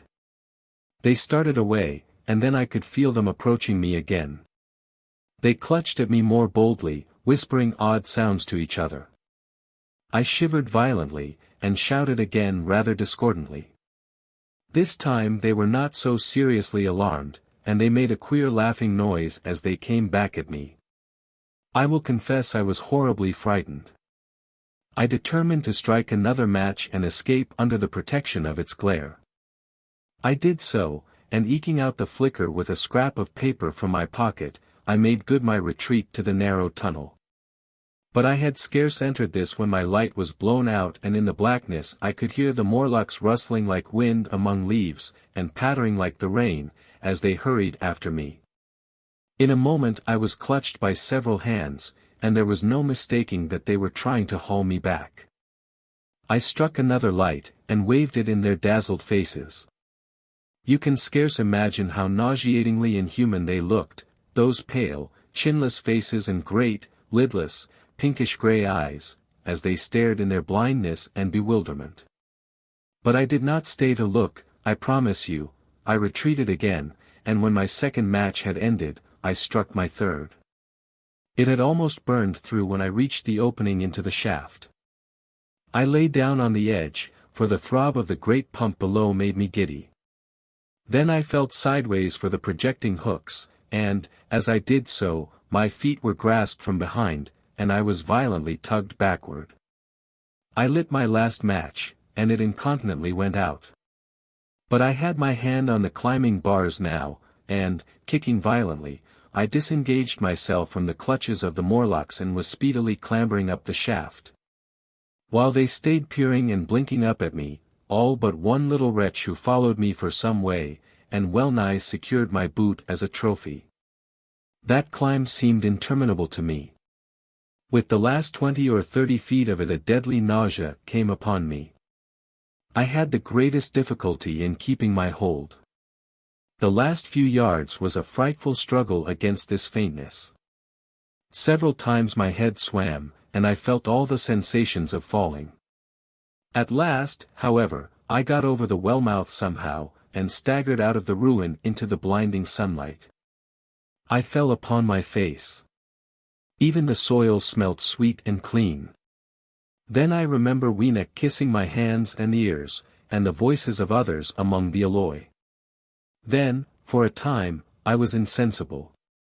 7. Now, indeed, I seemed in a worse case than before. Hitherto, except during my night's anguish at the loss of the time machine, I had felt a sustaining hope of ultimate escape, but that hope was staggered by these new discoveries. Hitherto I had merely thought myself impeded by the childish simplicity of the little people, and by some unknown forces which I had only to understand to overcome. But there was an altogether new element in the sickening quality of the Morlocks, a something inhuman and malign. Instinctively I loathed them. Before, I had felt as a man might feel who had fallen into a pit. My concern was with the pit and how to get out of it. Now I felt like a beast in a trap, whose enemy would come upon him soon. The enemy I dreaded may surprise you. It was the darkness of the new moon. Weena had put this into my head by some at first incomprehensible remarks about the dark nights. It was not now such a very difficult problem to guess what the coming dark nights might mean. The moon was on the wane, each night there was a longer interval of darkness. And I now understood to some slight degree at least the reason of the fear of the little upperworld people for the dark. I wondered vaguely what foul villainy it might be that the Morlocks did under the new moon. I felt pretty sure now that my second hypothesis was all wrong. The upperworld people might once have been the favored aristocracy, and the Morlocks their mechanical servants, but that had long since passed away. The two species that had resulted from the evolution of man were sliding down towards, or had already arrived at, an altogether new relationship. The Eloi, like the Carolingian kings, had decayed to a mere beautiful futility. They still possessed the earth on sufferance, since the Morlocks, subterranean for innumerable generations, had come at last to find the daylit surface intolerable. And the Morlocks made their garments, I inferred, and maintained them in their habitual needs, perhaps through the survival of an old habit of service. They did it as a standing horse paws with his foot, or as a man enjoys killing animals in sport, because ancient and departed necessities had impressed it on the organism. But, clearly, the old order was already in part reversed. The nemesis of the delicate ones was creeping on apace.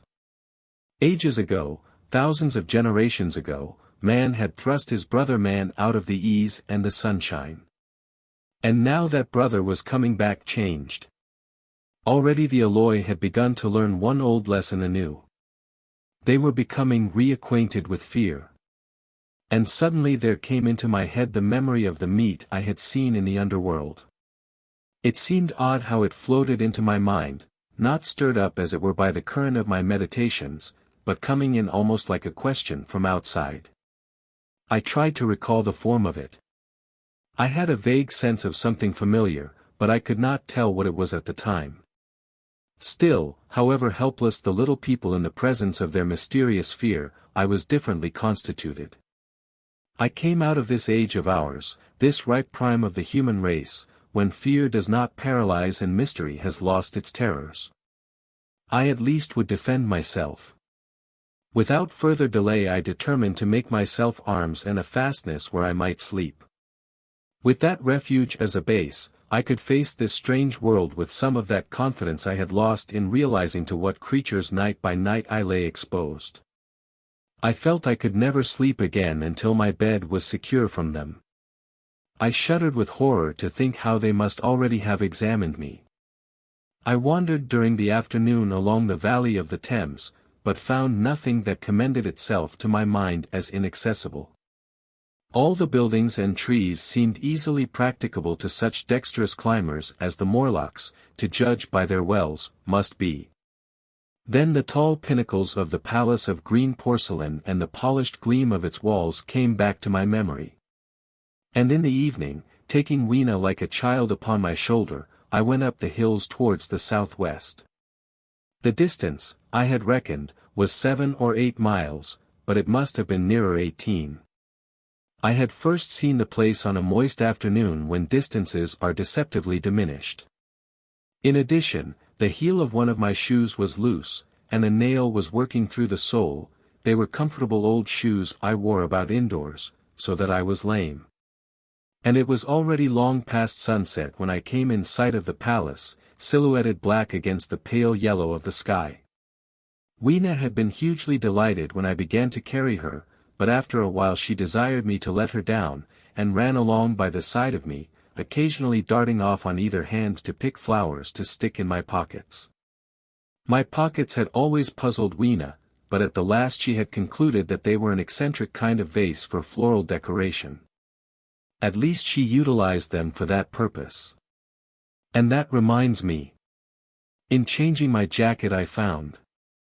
The time traveler paused, put his hand into his pocket, and silently placed 2 withered flowers, not unlike very large white mallows, upon the little table. Then he resumed his narrative. As the hush of evening crept over the world and we proceeded over the hill crest towards Wimbledon, Weena grew tired and wanted to return to the house of grey stone.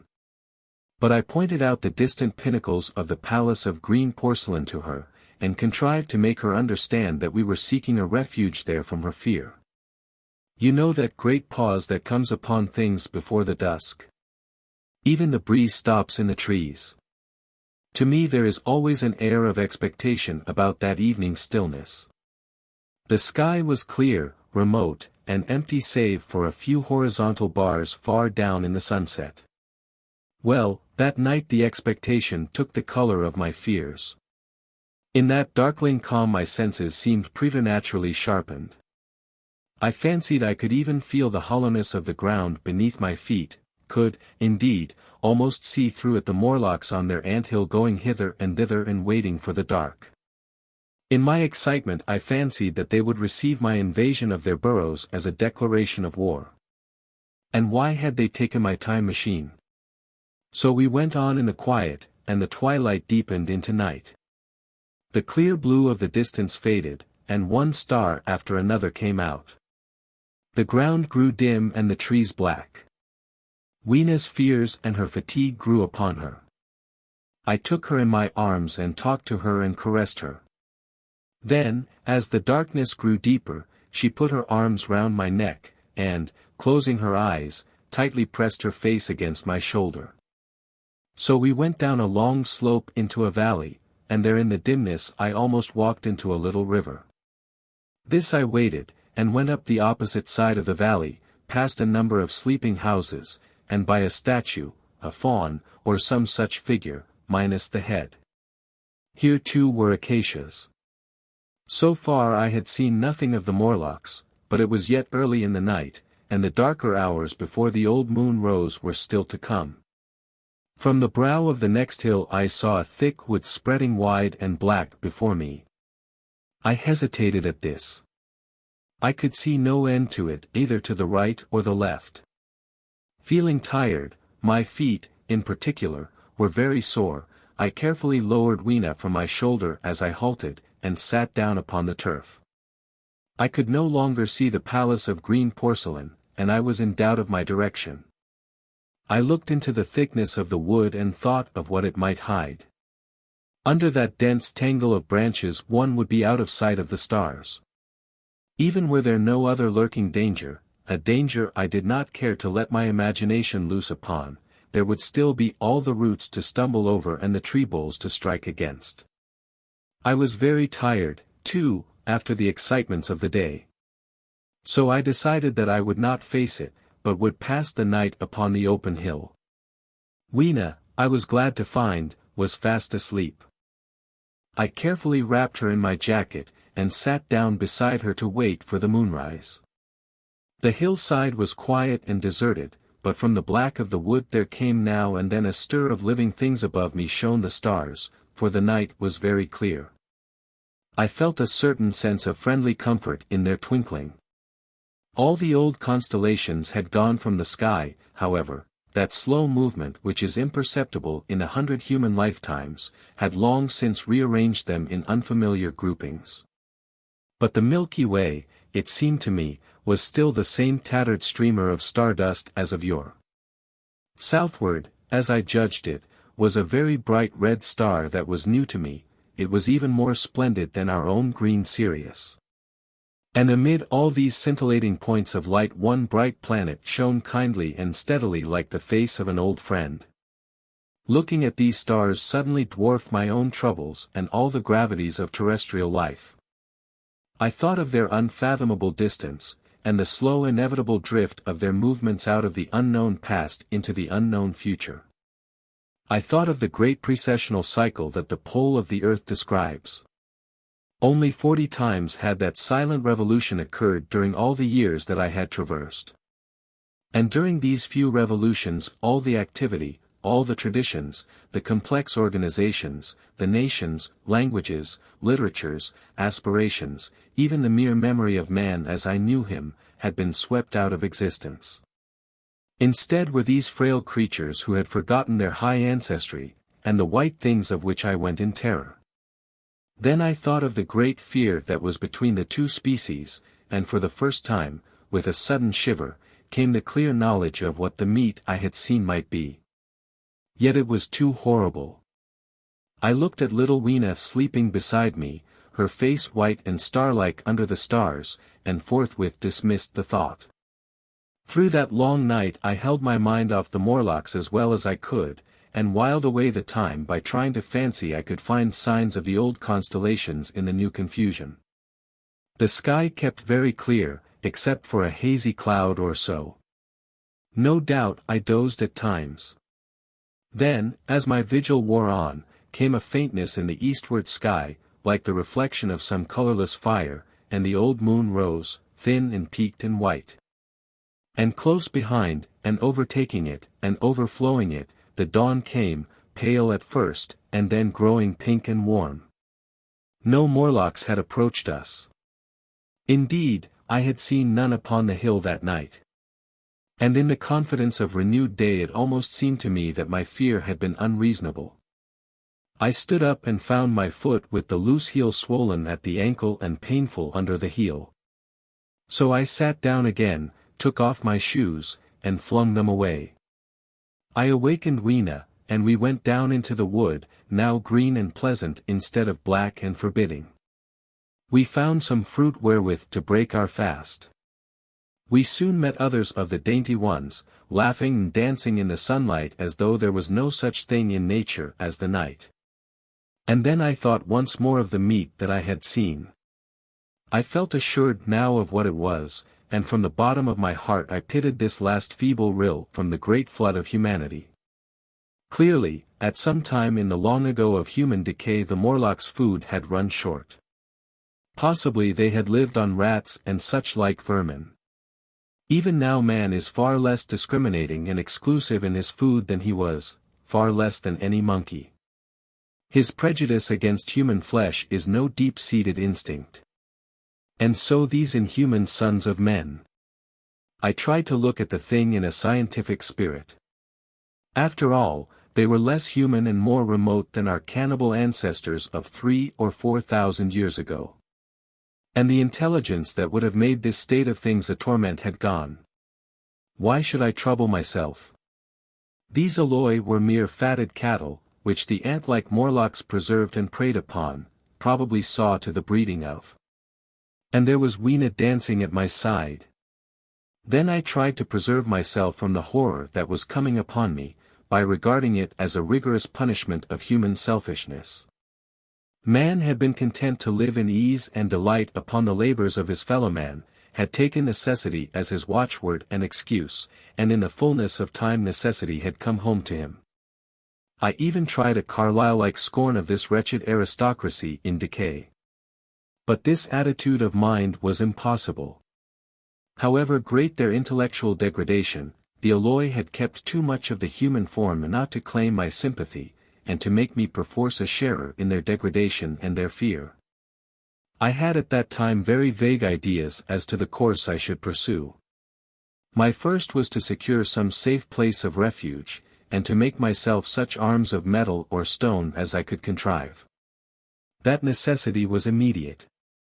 In the next place, I hoped to procure some means of fire, so that I should have the weapon of a torch at hand, for nothing, I knew, would be more efficient against these Morlocks. Then I wanted to arrange some contrivance to break open the doors of bronze under the white sphinx. I had in mind a battering ram. I had a persuasion that if I could enter those doors and carry a blaze of light before me I should discover the time machine and escape. I could not imagine the Morlocks were strong enough to move it far away. Weena I had resolved to bring with me to our own time. And turning such schemes over in my mind I pursued our way towards the building which my fancy had chosen as our dwelling. 8. I found the palace of green porcelain, when we approached it about noon, deserted and falling into ruin. Only ragged vestiges of glass remained in its windows, and great sheets of the green facing had fallen away from the corroded metallic framework. It lay very high upon a turfy down, and looking northeastward before I entered it, I was surprised to see a large estuary, or even creek, where I judged Wandsworth and Battersea must once have been. I thought then, though I never followed up the thought, of what might have happened, or might be happening, to the living things in the sea. The material of the palace proved on examination to be indeed porcelain, and along the face of it I saw an inscription in some unknown character. I thought, rather foolishly, that Weena might help me to interpret this, but I only learned that the bare idea of writing had never entered her head. She always seemed to me, I fancy, more human than she was, perhaps because her affection was so human. Within the big valves of the door, which were open and broken, we found, instead of the customary hall, a long gallery lit by many side windows. At the first glance I was reminded of a museum. The tiled floor was thick with dust, and a remarkable array of miscellaneous objects was shrouded in the same grey covering. Then I perceived, standing strange and gaunt in the center of the hall, what was clearly the lower part of a huge skeleton. I recognized by the oblique feet that it was some extinct creature after the fashion of the megatherium. The skull and the upper bones lay beside it in the thick dust, and in one place, where rainwater had dropped through a leak in the roof, the thing itself had been worn away. Further in the gallery was the huge skeleton barrel of a brontosaurus. My museum hypothesis was confirmed. Going towards the side I found what appeared to be sloping shelves, and clearing away the thick dust, I found the old familiar glass cases of our own time. But they must have been airtight to judge from the fair preservation of some of their contents. Clearly we stood among the ruins of some latter-day South Kensington. Here, apparently, was the paleontological section, and a very splendid array of fossils it must have been, though the inevitable process of decay that had been staved off for a time, and had, through the extinction of bacteria and fungi, lost 99/100ths of its force, was nevertheless, with extreme sureness if with extreme slowness at work again upon all its treasures. Here and there I found traces of the little people in the shape of rare fossils broken to pieces or threaded in strings upon reeds. And the cases had in some instances been bodily removed, by the Morlocks as I judged. The place was very silent. The thick dust deadened our footsteps. Weena, who had been rolling a sea urchin down the sloping glass of a case, presently came, as I stared about me, and very quietly took my hand and stood beside me. And at first I was so much surprised by this ancient monument of an intellectual age, that I gave no thought to the possibilities it presented. Even my preoccupation about the time machine receded a little from my mind. To judge from the size of the place, this palace of green porcelain had a great deal more in it than a gallery of paleontology, possibly historical galleries, it might be, even a library. To me, at least in my present circumstances, these would be vastly more interesting than this spectacle of old-time geology in decay. Exploring, I found another short gallery running transversely to the first. This appeared to be devoted to minerals, and the sight of a block of sulfur set my mind running on gunpowder. But I could find no saltpeter, indeed, no nitrates of any kind. Doubtless they had deliquesced ages ago. Yet the sulfur hung in my mind, and set up a train of thinking. As for the rest of the contents of that gallery, though on the whole they were the best preserved of all I saw, I had little interest. I am no specialist in mineralogy, and I went on down a very ruinous aisle running parallel to the first hall I had entered. Apparently this section had been devoted to natural history, but everything had long since passed out of recognition. A few shriveled and blackened vestiges of what had once been stuffed animals, desiccated mummies in jars that had once held spirit, a brown dust of departed plants, that was all. I was sorry for that, because I should have been glad to trace the patent readjustments by which the conquest of animated nature had been attained. Then we came to a gallery of simply colossal proportions, but singularly ill-lit, the floor of it running downward at a slight angle from the end at which I entered. At intervals white globes hung from the ceiling, many of them cracked and smashed, which suggested that originally the place had been artificially lit. Here I was more in my element, for rising on either side of me were the huge bulks of big machines, all greatly corroded and many broken down, but some still fairly complete. You know I have a certain weakness for mechanism, and I was inclined to linger among these, the more so as for the most part they had the interest of puzzles, and I could make only the vaguest guesses at what they were for. I fancied that if I could solve their puzzles I should find myself in possession of powers that might be of use against the Morlocks. Suddenly Weena came very close to my side. So suddenly that she startled me. Had it not been for her I do not think I should have noticed that the floor of the gallery sloped at all. Footnote: It may be, of course, that the floor did not slope, but that the museum was built into the side of a hill, e.d. The end I had come in at was quite above ground, and was lit by rare slit-like windows. As you went down the length, the ground came up against these windows, until at last there was a pit like the area of a London house before each, and only a narrow line of daylight at the top. I went slowly along, puzzling about the machines, and had been too intent upon them to notice the gradual diminution of the light, until Weena's increasing apprehensions drew my attention. Then I saw that the gallery ran down at last into a thick darkness. I hesitated, and then, as I looked round me, I saw that the dust was less abundant and its surface less even. Further away towards the dimness, it appeared to be broken by a number of small narrow footprints. My sense of the immediate presence of the Morlocks revived at that. I felt that I was wasting my time in the academic examination of machinery. I called to mind that it was already far advanced in the afternoon, and that I had still no weapon, no refuge, and no means of making a fire. And then down in the remote blackness of the gallery I heard a peculiar pattering, and the same odd noises I had heard down the well. I took Weena's hand. Then, struck with a sudden idea, I left her and turned to a machine from which projected a lever not unlike those in a signal box. Clambering upon the stand, and grasping this lever in my hands, I put all my weight upon it sideways. Suddenly Weena, deserted in the central aisle, began to whimper. I had judged the strength of the lever pretty correctly, for it snapped after a minute's strain, and I rejoined her with a mace in my hand more than sufficient, I judged, for any Morlock skull I might encounter. And I longed very much to kill a Morlock or so. Very inhuman, you may think, to want to go killing one's own descendants. But it was impossible, somehow, to feel any humanity in the things. Only my disinclination to leave Weena, and a persuasion that if I began to slake my thirst for murder my time machine might suffer, restrained me from going straight down the gallery and killing the brutes I heard. Well, mace in one hand and Weena in the other, I went out of that gallery and into another and still larger one, which at the first glance reminded me of a military chapel hung with tattered flags. The brown and charred rags that hung from the sides of it, I presently recognized as the decaying vestiges of books. They had long since dropped to pieces, and every semblance of print had left them. But here and there were warped boards and cracked metallic clasps that told the tale well enough. Had I been a literary man I might, perhaps, have moralized upon the futility of all ambition.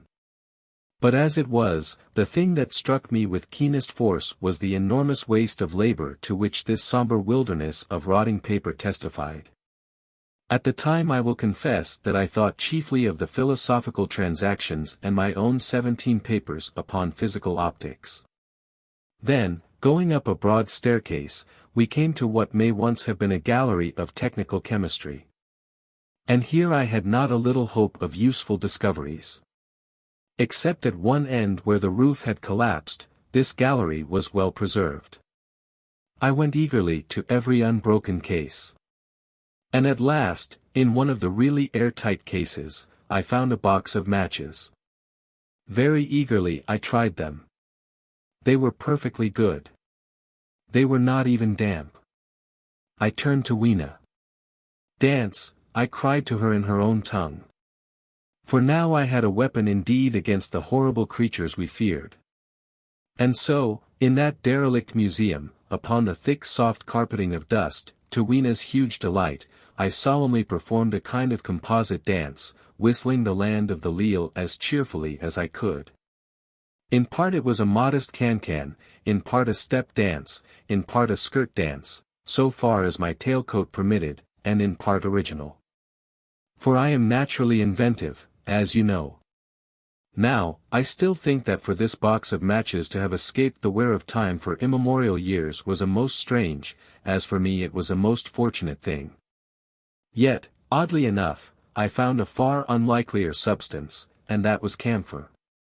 I found it in a sealed jar, that by chance, I suppose, had been really hermetically sealed. I fancied at first that it was paraffin wax, and smashed the glass accordingly. But the odor of camphor was unmistakable. In the universal decay this volatile substance had chanced to survive, perhaps through many thousands of centuries. It reminded me of a sepia painting I had once seen done from the ink of a fossil belemnite that must have perished and become fossilized millions of years ago. I was about to throw it away, but I remembered that it was inflammable and burned with a good bright flame, was, in fact, an excellent candle, and I put it in my pocket. I found no explosives, however, nor any means of breaking down the bronze doors. As yet my iron crowbar was the most helpful thing I had chanced upon. Nevertheless I left that gallery greatly elated. I cannot tell you all the story of that long afternoon. It would require a great effort of memory to recall my explorations in at all the proper order. I remember a long gallery of rusting stands of arms, and how I hesitated between my crowbar and a hatchet or a sword. I could not carry both, however, and my bar of iron promised best against the bronze gates. There were numbers of guns, pistols, and rifles. The most were masses of rust, but many were of some new metal, and still fairly sound. But any cartridges or powder there may once have been had rotted into dust. One corner I saw was charred and shattered, perhaps, I thought, by an explosion among the specimens. In another place was a vast array of idols, Polynesian, Mexican, Grecian, Phoenician, every country on earth I should think. And here, yielding to an irresistible impulse, I wrote my name upon the nose of a steatite monster from South America that particularly took my fancy. As the evening drew on, my interest waned. I went through gallery after gallery, dusty, silent, often ruinous, the exhibits sometimes mere heaps of rust and lignite, sometimes fresher. In one place I suddenly found myself near the model of a tin mine, and then, by the merest accident I discovered, in an airtight case, 2 dynamite cartridges. I shouted, "Eureka!" and smashed the case with joy. Then came a doubt. I hesitated. Then, selecting a little side gallery, I made my essay. I never felt such a disappointment as I did in waiting 5, 10, 15 minutes for an explosion that never came. Of course the things were dummies, as I might have guessed from their presence. I really believe that had they not been so, I should have rushed off incontinently in blown sphinx, bronze doors, and, as it proved, my chances of finding the time machine, altogether into non-existence. It was after that, I think, that we came to a little open court within the palace. It was turfed, and had 3 fruit trees. So we rested and refreshed ourselves. Toward sunset I began to consider our position. Night was creeping upon us, and my inaccessible hiding place had still to be found. But that troubled me very little now. I had in my possession a thing that was, perhaps, the best of all defenses against the Morlocks. I had matches. I had the camphor in my pocket, too, if a blaze were needed. It seemed to me that the best thing we could do would be to pass the night in the open, protected by a fire. In the morning there was the getting of the time machine. Towards that, as yet, I had only my iron mace. But now, with my growing knowledge, I felt very differently towards those bronze doors. Up to this, I had refrained from forcing them, largely because of the mystery on the other side. They had never impressed me as being very strong, and I hoped to find my bar of iron not altogether inadequate for the work. 9. We emerged from the palace while the sun was still in part above the horizon. I was determined to reach the White Sphinx early the next morning, and ere the dusk I purposed pushing through the woods that had stopped me on the previous journey. My plan was to go as far as possible that night, and then, building a fire, to sleep in the protection of its glare. Accordingly, as we went along I gathered any sticks or dried grass I saw, and presently had my arms full of such litter. Thus loaded, our progress was slower than I had anticipated, and besides Weena was tired and I began to suffer from sleepiness too, so that it was full night before we reached the wood. Upon the shrubby hill of its edge Weena would have stopped, fearing the darkness before us, but a singular sense of impending calamity, that should indeed have served me as a warning, drove me onward. I had been without sleep for a night and 2 days, and I was feverish and irritable. I felt sleep coming upon me, and the Morlocks with it. While we hesitated, among the black bushes behind us, and dim against their blackness, I saw 3 crouching figures. There was scrub and long grass all about us, and I did not feel safe from their insidious approach. The forest, I calculated, was rather less than a mile across. If we could get through it to the bare hillside, there, as it seemed to me, was an altogether safer resting place. I thought that with my matches and my camphor I could contrive to keep my path illuminated through the woods. Yet it was evident that if I was to flourish matches with my hands I should have to abandon my firewood. So, rather reluctantly, I put it down. And then it came into my head that I would amaze our friends behind by lighting it. I was to discover the atrocious folly of this proceeding, but it came to my mind as an ingenious move for covering our retreat. I don't know if you have ever thought what a rare thing flame must be in the absence of man and in a temperate climate. The sun's heat is rarely strong enough to burn, even when it is focused by dewdrops, as is sometimes the case in more tropical districts. Lightning may blast and blacken, but it rarely gives rise to widespread fire. Decaying vegetation may occasionally smolder with the heat of its fermentation, but this rarely results in flame. In this decadence, too, the art of fire-making had been forgotten on the earth. The red tongues that went licking up my heap of wood were an altogether new and strange thing to Weena. She wanted to run to it and play with it. I believe she would have cast herself into it had I not restrained her. But I caught her up, and in spite of her struggles, plunged boldly before me into the wood. For a little way the glare of my fire lit the path. Looking back presently, I could see, through the crowded stems, that from my heap of sticks the blaze had spread to some bushes adjacent, and a curved line of fire was creeping up the grass of the hill. I laughed at that, and turned again to the dark trees before me. It was very black, and Weena clung to me convulsively, but there was still, as my eyes grew accustomed to the darkness, sufficient light for me to avoid the stems. Overhead it was simply black, except where a gap of remote blue sky shone down upon us here and there. I struck none of my matches because I had no hand free. Upon my left arm I carried my little one, in my right hand I had my iron bar. For some way I heard nothing but the crackling twigs under my feet, the faint rustle of the breeze above, and my own breathing and the throb of the blood vessels in my ears. Then I seemed to know of a pattering about me. I pushed on grimly. The pattering grew more distinct, and then I caught the same queer sound and voices I had heard in the underworld. There were evidently several of the Morlocks, and they were closing in upon me. Indeed, in another minute I felt a tug at my coat, then something at my arm. And Weena shivered violently, and became quite still. It was time for a match. But to get one I must put her down.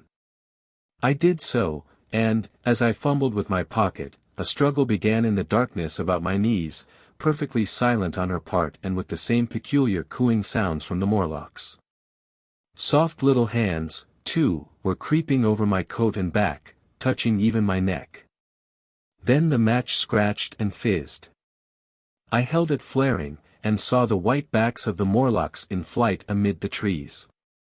I hastily took a lump of camphor from my pocket, and prepared to light it as soon as the match should wane. Then I looked at Weena.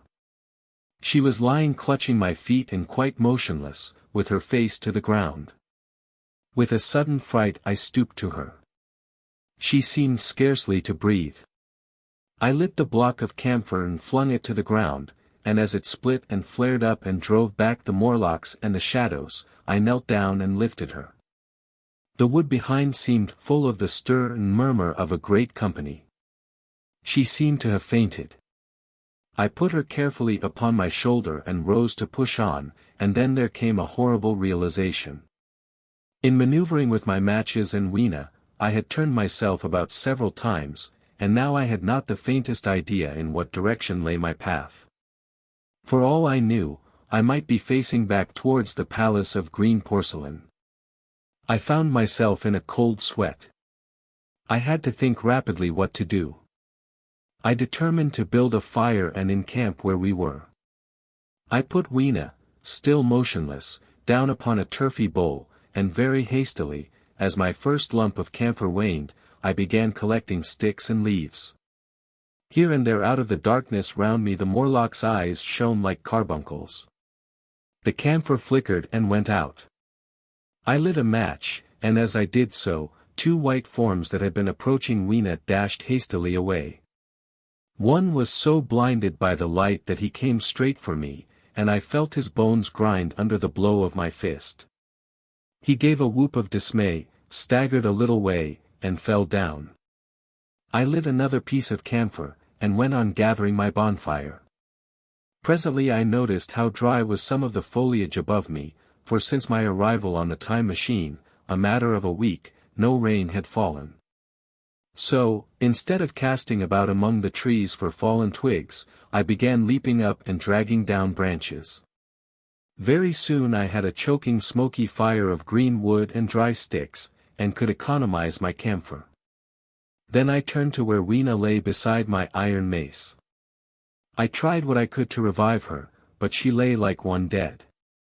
I could not even satisfy myself whether or not she breathed.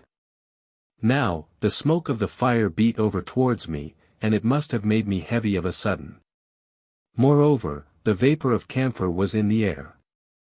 My fire would not need replenishing for an hour or so. I felt very weary after my exertion, and sat down. The wood, too, was full of a slumbrous murmur that I did not understand.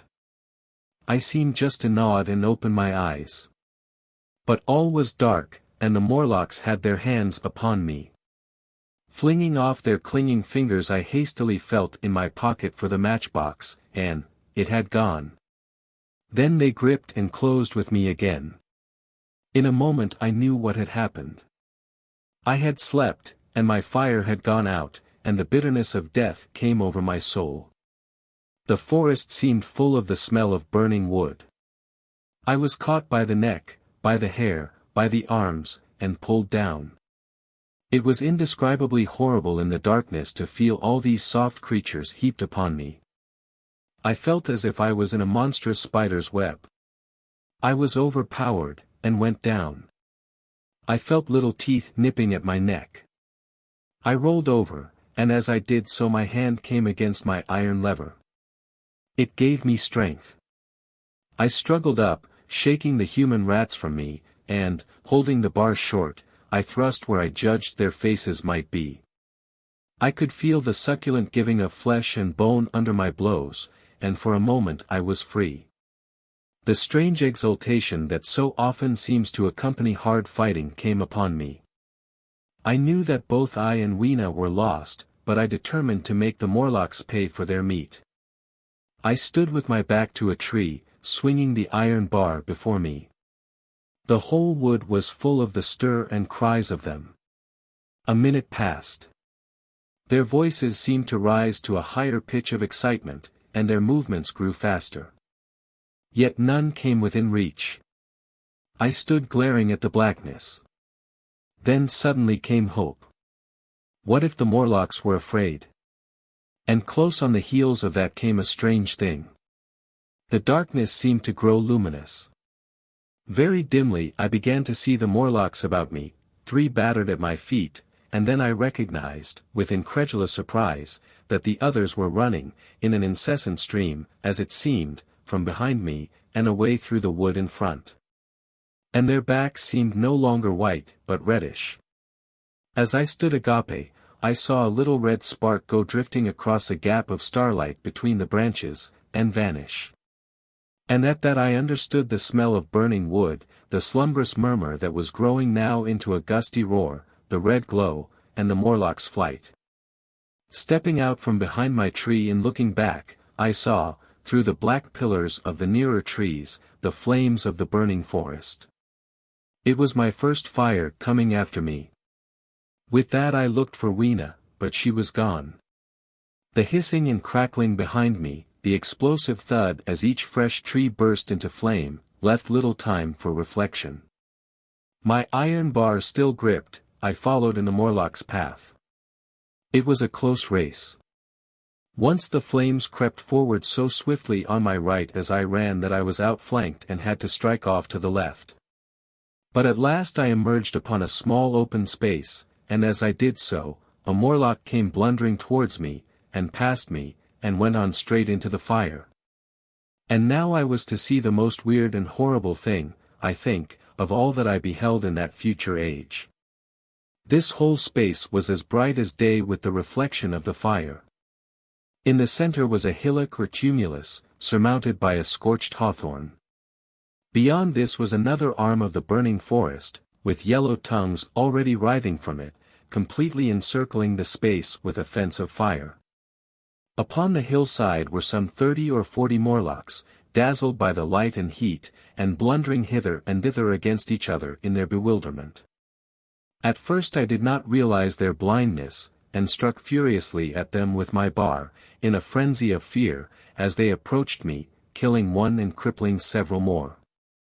But when I had watched the gestures of one of them groping under the hawthorn against the red sky, and heard their moans, I was assured of their absolute helplessness and misery in the glare, and I struck no more of them. Yet every now and then one would come straight towards me, setting loose a quivering horror that made me quick to elude him. At one time the flames died down somewhat, and I feared the foul creatures would presently be able to see me. I was thinking of beginning the fight by killing some of them before this should happen, but the fire burst out again brightly, and I stayed my hand. I walked about the hill among them and avoided them, looking for some trace of Weena. But Weena was gone. At last I sat down on the summit of the hillock, and watched this strange incredible company of blind things groping to and fro, and making uncanny noises to each other, as the glare of the fire beat on them. The coiling uprush of smoke streamed across the sky, and through the rare tatters of that red canopy, remote as though they belonged to another universe, shone the little stars. 2 or 3 Morlocks came blundering into me, and I drove them off with blows of my fists, trembling as I did so. For the most part of that night I was persuaded it was a nightmare. I bit myself and screamed in a passionate desire to awake. I beat the ground with my hands, and got up and sat down again, and wandered here and there, and again sat down. Then I would fall to rubbing my eyes and calling upon God to let me awake. Thrice I saw Morlocks put their heads down in a kind of agony and rush into the flames. But, at last, above the subsiding red of the fire, above the streaming masses of black smoke and the whitening and blackening tree stumps, and the diminishing numbers of these dim creatures, came the white light of the day. I searched again for traces of Weena, but there were none. It was plain that they had left her poor little body in the forest. I cannot describe how it relieved me to think that it had escaped the awful fate to which it seemed destined. As I thought of that, I was almost moved to begin a massacre of the helpless abominations about me, but I contained myself. The hillock, as I have said, was a kind of island in the forest. From its summit I could now make out through a haze of smoke the palace of green porcelain, and from that I could get my bearings for the white sphinx. And so, leaving the remnant of these damned souls still going hither and thither and moaning, as the day grew clearer, I tied some grass about my feet and limped on across smoking ashes and among black stems that still pulsated internally with fire, towards the hiding place of the time machine. I walked slowly, for I was almost exhausted, as well as lame, and I felt the intensest wretchedness for the horrible death of little Weena. It seemed an overwhelming calamity. Now, in this old familiar room, it is more like the sorrow of a dream than an actual loss. But that morning it left me absolutely lonely again, terribly alone. I began to think of this house of mine, of this fireside, of some of you, and with such thoughts came a longing that was pain. But as I walked over the smoking ashes under the bright morning sky, I made a discovery. In my trouser pocket were still some loose matches. The box must have leaked before it was lost. About 8 or 9 in the morning I came to the same seat of yellow metal from which I had viewed the world upon the evening of my arrival.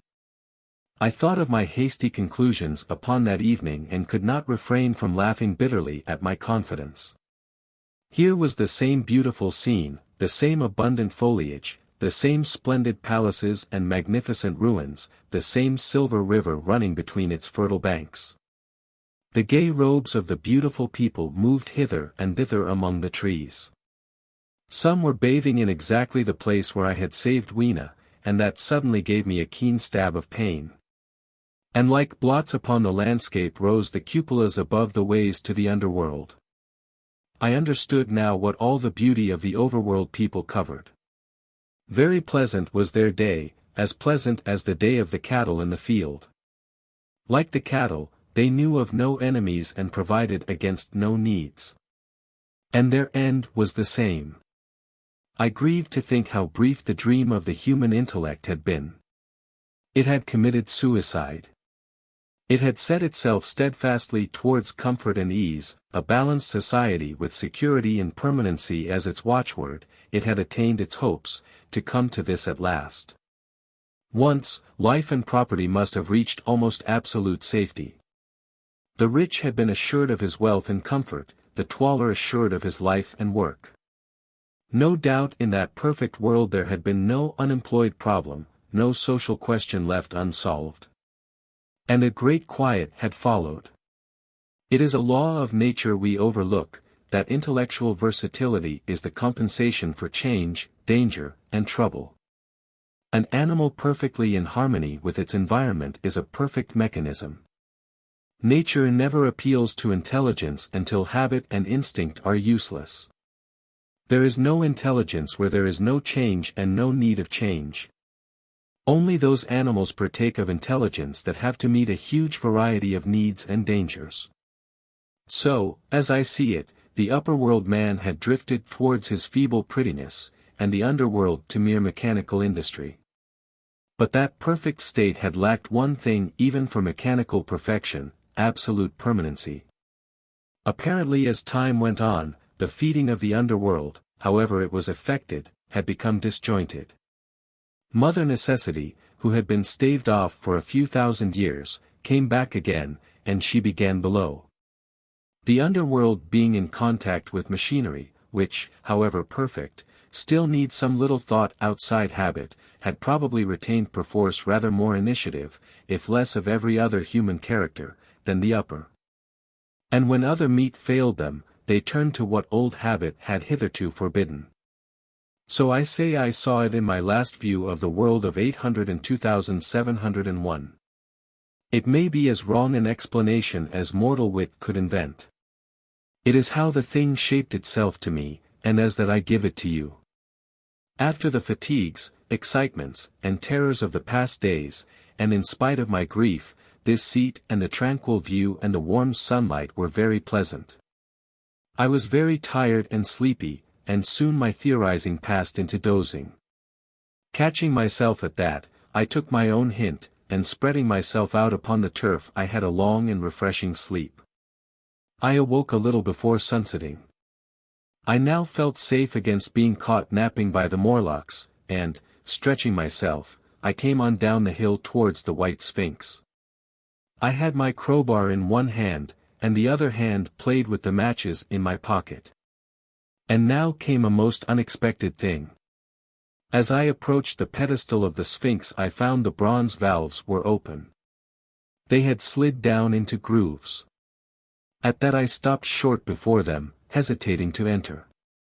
Within was a small apartment, and on a raised place in the corner of this was the time machine. I had the small levers in my pocket. So here, after all my elaborate preparations for the siege of the White Sphinx, was a meek surrender. I threw my iron bar away, almost sorry not to use it. A sudden thought came into my head as I stooped towards the portal. For once, at least, I grasped the mental operations of the Morlocks. Suppressing a strong inclination to laugh, I stepped through the bronze frame and up to the time machine. I was surprised to find it had been carefully oiled and cleaned. I have suspected since that the Morlocks had even partially taken it to pieces while trying in their dim way to grasp its purpose. Now as I stood and examined it, finding a pleasure in the mere touch of the contrivance, the thing I had expected happened. The bronze panels suddenly slid up and struck the frame with a clang. I was in the dark, trapped. So the Morlocks thought. At that I chuckled gleefully. I could already hear their murmuring laughter as they came towards me. Very calmly I tried to strike the match. I had only to fix on the levers and depart then like a ghost. But I had overlooked one little thing. The matches were of that abominable kind that light only on the box. You may imagine how all my calm vanished. The little brutes were close upon me. One touched me. I made a sweeping blow in the dark at them with the levers, and began to scramble into the saddle of the machine. Then came one hand upon me and then another. Then I had simply to fight against their persistent fingers for my levers, and at the same time feel for the studs over which these fitted. Indeed, they almost got away from me. As it slipped from my hand, I had to, but in the dark with my head, I could hear the Morlock's skull ring, to recover it. It was a nearer thing than the fight in the forest, I think, this last scramble. But at last the lever was fitted and pulled over. The clinging hands slipped from me. The darkness presently fell from my eyes. I found myself in the same grey light and tumult I have already described. 11. I have already told you of the sickness and confusion that comes with time traveling. And this time I was not seated properly in the saddle, but sideways and in an unstable fashion. For an indefinite time I clung to the machine as it swayed and vibrated, quite unheeding how I went, and when I brought myself to look at the dials again I was amazed to find where I had arrived. One dial records days, and another thousands of days, another millions of days, and another thousands of millions. Now, instead of reversing the levers, I had pulled them over so as to go forward with them, and when I came to look at these indicators I found that the thousands hand was sweeping round as fast as the seconds hand of a watch, into futurity. As I drove on, a peculiar change crept over the appearance of things, the palpitating grayness grew darker. Then, though I was still traveling with prodigious velocity, the blinking succession of day and night, which was usually indicative of a slower pace, returned, and grew more and more marked. This puzzled me very much at first. The alternations of night and day grew slower and slower, and so did the passage of the sun across the sky, until they seemed to stretch through centuries. At last a steady twilight brooded over the earth, a twilight only broken now and then when a comet glared across the darkling sky. The band of light that had indicated the sun had long since disappeared. For the sun had ceased to set, it simply rose and fell in the west, and grew ever broader and more red. All trace of the moon had vanished. The circling of the stars, growing slower and slower, had given place to creeping points of light. At last, some time before I stopped, the sun, red and very large, halted motionless upon the horizon, a vast dome glowing with a dull heat, and now and then suffering a momentary extinction. At one time it had for a little while glowed more brilliantly again, but it speedily reverted to its sullen red heat. I perceived by this slowing down of its rising and setting that the work of the tidal drag was done. The earth had come to rest with one face to the sun, even as in our own time the moon faces the earth. Very cautiously, for I remembered my former headlong fall, I began to reverse my motion. Slower and slower went the circling hands until the thousands one seemed motionless and the daily one was no longer a mere mist upon its scale. Still slower, until the dim outlines of a desolate beach grew visible. I stopped very gently and sat upon the time machine, looking round. The sky was no longer blue. Northeastward it was inky black, and out of the blackness shone brightly and steadily the pale white stars. Overhead it was a deep Indian red and starless, and southeastward it grew brighter to a glowing scarlet where, cut by the horizon, lay the huge hull of the sun, red and motionless. The rocks about me were of a harsh reddish color, and all the trace of life that I could see at first was the intensely green vegetation that covered every projecting point on their southeastern face. It was the same rich green that one sees on forest moss or on the lichen in caves, plants which like these grow in a perpetual twilight. The machine was standing on a sloping beach. The sea stretched away to the southwest, to rise into a sharp bright horizon against the wan sky. There were no breakers and no waves, for not a breath of wind was stirring. Only a slight oily swell rose and fell like a gentle breathing, and showed that the eternal sea was still moving and living. And along the margin where the water sometimes broke was a thick incrustation of salt, pink under the lurid sky. There was a sense of oppression in my head, and I noticed that I was breathing very fast. The sensation reminded me of my only experience of mountaineering, and from that I judged the air to be more rarefied than it is now. Far away up the desolate slope I heard a harsh scream, and saw a thing like a huge white butterfly go slanting and flittering up into the sky and, circling, disappear over some low hillocks beyond. The sound of its voice was so dismal that I shivered and seated myself more firmly upon the machine. Looking round me again, I saw that, quite near, what I had taken to be a reddish mass of rock was moving slowly towards me. Then I saw the thing was really a monstrous crab-like creature. Can you imagine a crab as large as yonder table, with its many legs moving slowly and uncertainly, its big claws swaying, its long antennae, like carters' whips, waving and feeling? And its stalked eyes gleaming at you on either side of its metallic front? Its back was corrugated and ornamented with ungainly bosses, and a greenish incrustation blotched it here and there. I could see the many palps of its complicated mouth flickering and feeling as it moved. As I stared at this sinister apparition crawling towards me, I felt a tickling on my cheek as though a fly had lighted there. I tried to brush it away with my hand, but in a moment it returned, and almost immediately came another by my ear. I struck at this, and caught something thread-like. It was drawn swiftly out of my hand. With a frightful qualm, I turned, and I saw that I had grasped the antenna of another monster crab that stood just behind me. Its evil eyes were wriggling on their stalks, its mouth was all alive with appetite, and its vast ungainly claws, smeared with an algal slime, were descending upon me. In a moment my hand was on the lever, and I had placed a month between myself and these monsters. But I was still on the same beach, and I saw them distinctly now as soon as I stopped. Dozens of them seemed to be crawling here and there, in the somber light, among the foliated sheets of intense green. I cannot convey the sense of abominable desolation that hung over the world. The red eastern sky, the northward blackness, the salt Dead Sea, the stony beach crawling with these foul, slow-stirring monsters, the uniform poisonous-looking green of the lichenous plants. The thin air that hurts one's lungs, all contributed to an appalling effect. I moved on 100 years, and there was the same red sun, a little larger, a little duller, the same dying sea, the same chill air, and the same crowd of earthy crustacea creeping in and out among the green weed and the red rocks. And in the westward sky, I saw a curved pale line like a vast new moon. So I traveled, stopping ever and again, in great strides of 1,000 years or more, drawn on by the mystery of the earth's fate, watching with a strange fascination the sun grow larger and duller in the westward sky. And the life of the old earth ebb away.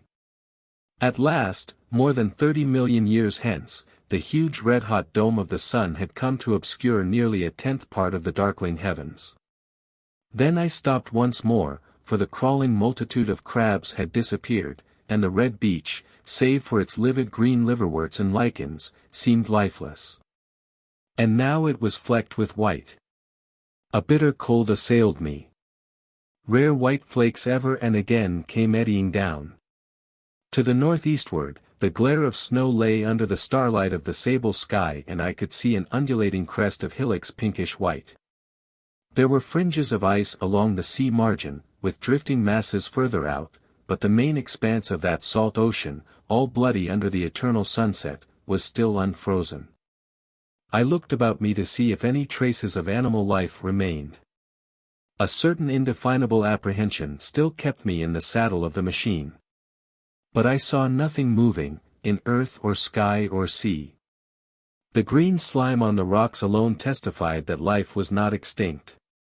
A shallow sandbank had appeared in the sea and the water had receded from the beach. I fancied I saw some black object flopping about upon this bank, but it became motionless as I looked at it, and I judged that my eye had been deceived, and that the black object was merely a rock. The stars in the sky were intensely bright and seemed to me to twinkle very little. Suddenly I noticed that the circular westward outline of the sun had changed, that a concavity, a bay, had appeared in the curve. I saw this grow larger. For a minute perhaps I stared aghast at this blackness that was creeping over the day, and then I realized that an eclipse was beginning. Either the moon or the planet Mercury was passing across the sun's disk. Naturally, at first I took it to be the moon, but there is much to incline me to believe that what I really saw was the transit of an inner planet passing very near to the earth. The darkness grew apace. A cold wind began to blow in freshening gusts from the east, and the showering white flakes in the air increased in number. From the edge of the sea came a ripple and whisper. Beyond these lifeless sounds the world was silent. Silent. It would be hard to convey the stillness of it. All the sounds of man, the bleating of sheep, the cries of birds, the hum of insects, the stir that makes the background of our lives, all that was over. As the darkness thickened, the eddying flakes grew more abundant, dancing before my eyes, and the cold of the air more intense.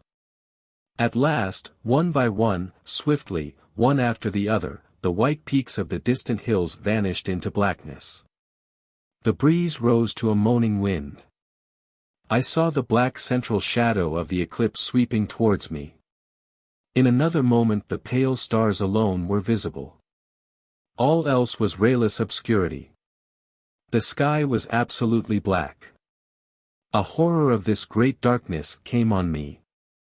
The cold, that smote to my marrow, and the pain I felt in breathing, overcame me. I shivered, and a deadly nausea seized me. Then like a red-hot bow in the sky appeared the edge of the sun. I got off the machine to recover myself.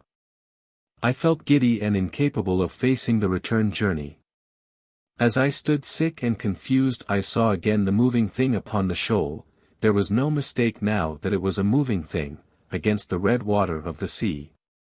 It was a round thing, the size of a football perhaps, or, it may be, bigger, and tentacles trailed down from it. It seemed black against the weltering blood-red water, and it was hopping fitfully about. Then I felt I was fainting. But a terrible dread of lying helpless in that remote and awful twilight sustained me while I clambered upon the saddle. 12. So I came back. For a long time I must have been insensible upon the machine. The blinking succession of the days and nights was resumed, the sun got golden again, the sky blue. I breathed with greater freedom. The fluctuating contours of the land ebbed and flowed. The hands spun backward upon the dials. At last I saw again the dim shadows of houses, the evidences of decadent humanity. These, too, changed and passed, and others came. Presently, when the million dial was at 0, I slackened speed. I began to recognize our own petty and familiar architecture. The thousands' hand ran back to the starting point, the night and day flapped slower and slower. Then the old walls of the laboratory came round me. Very gently, now, I slowed the mechanism down. I saw one little thing that seemed odd to me. I think I have told you that when I set out, before my velocity became very high, Mrs. Watchett had walked across the room, traveling, as it seemed to me, like a rocket. As I returned, I passed again across that minute when she traversed the laboratory. But now her every motion appeared to be the exact inversion of her previous ones. The door at the lower end opened, and she glided quietly up the laboratory, back foremost, and disappeared behind the door by which she had previously entered. Just before that I seemed to see Hillier for a moment, but he passed like a flash. Then I stopped the machine, and saw about me again the old familiar laboratory, my tools, my appliances just as I had left them. I got off the thing very shaky, and sat down upon my bench. For several minutes I trembled violently. Then I became calmer. Around me was my old workshop again, exactly as it had been. I might have slept there, and the whole thing have been a dream. And yet, not exactly. The thing had started from the southeast corner of the laboratory. It had come to rest again in the northwest, against the wall where you saw it. That gives you the exact distance from my little lawn to the pedestal of the White Sphinx, into which the Morlocks had carried my machine. For a time my brain went stagnant. Presently I got up and came through the passage here, limping, because my heel was still painful, and feeling sorely begrimed. I saw the Pall Mall Gazette on the table by the door. I found the date was indeed today, and looking at the timepiece, saw the hour was almost 8 o'clock. I heard your voices and the clatter of plates. I hesitated, I felt so sick and weak. Then I sniffed good wholesome meat, and opened the door on you. You know the rest. I washed, and dined, and now I am telling you the story. I know, he said, after a pause, that all this will be absolutely incredible to you. To me the one incredible thing is that I am here tonight in this old familiar room looking into your friendly faces and telling you these strange adventures. He looked at the medical man. No. I cannot expect you to believe it.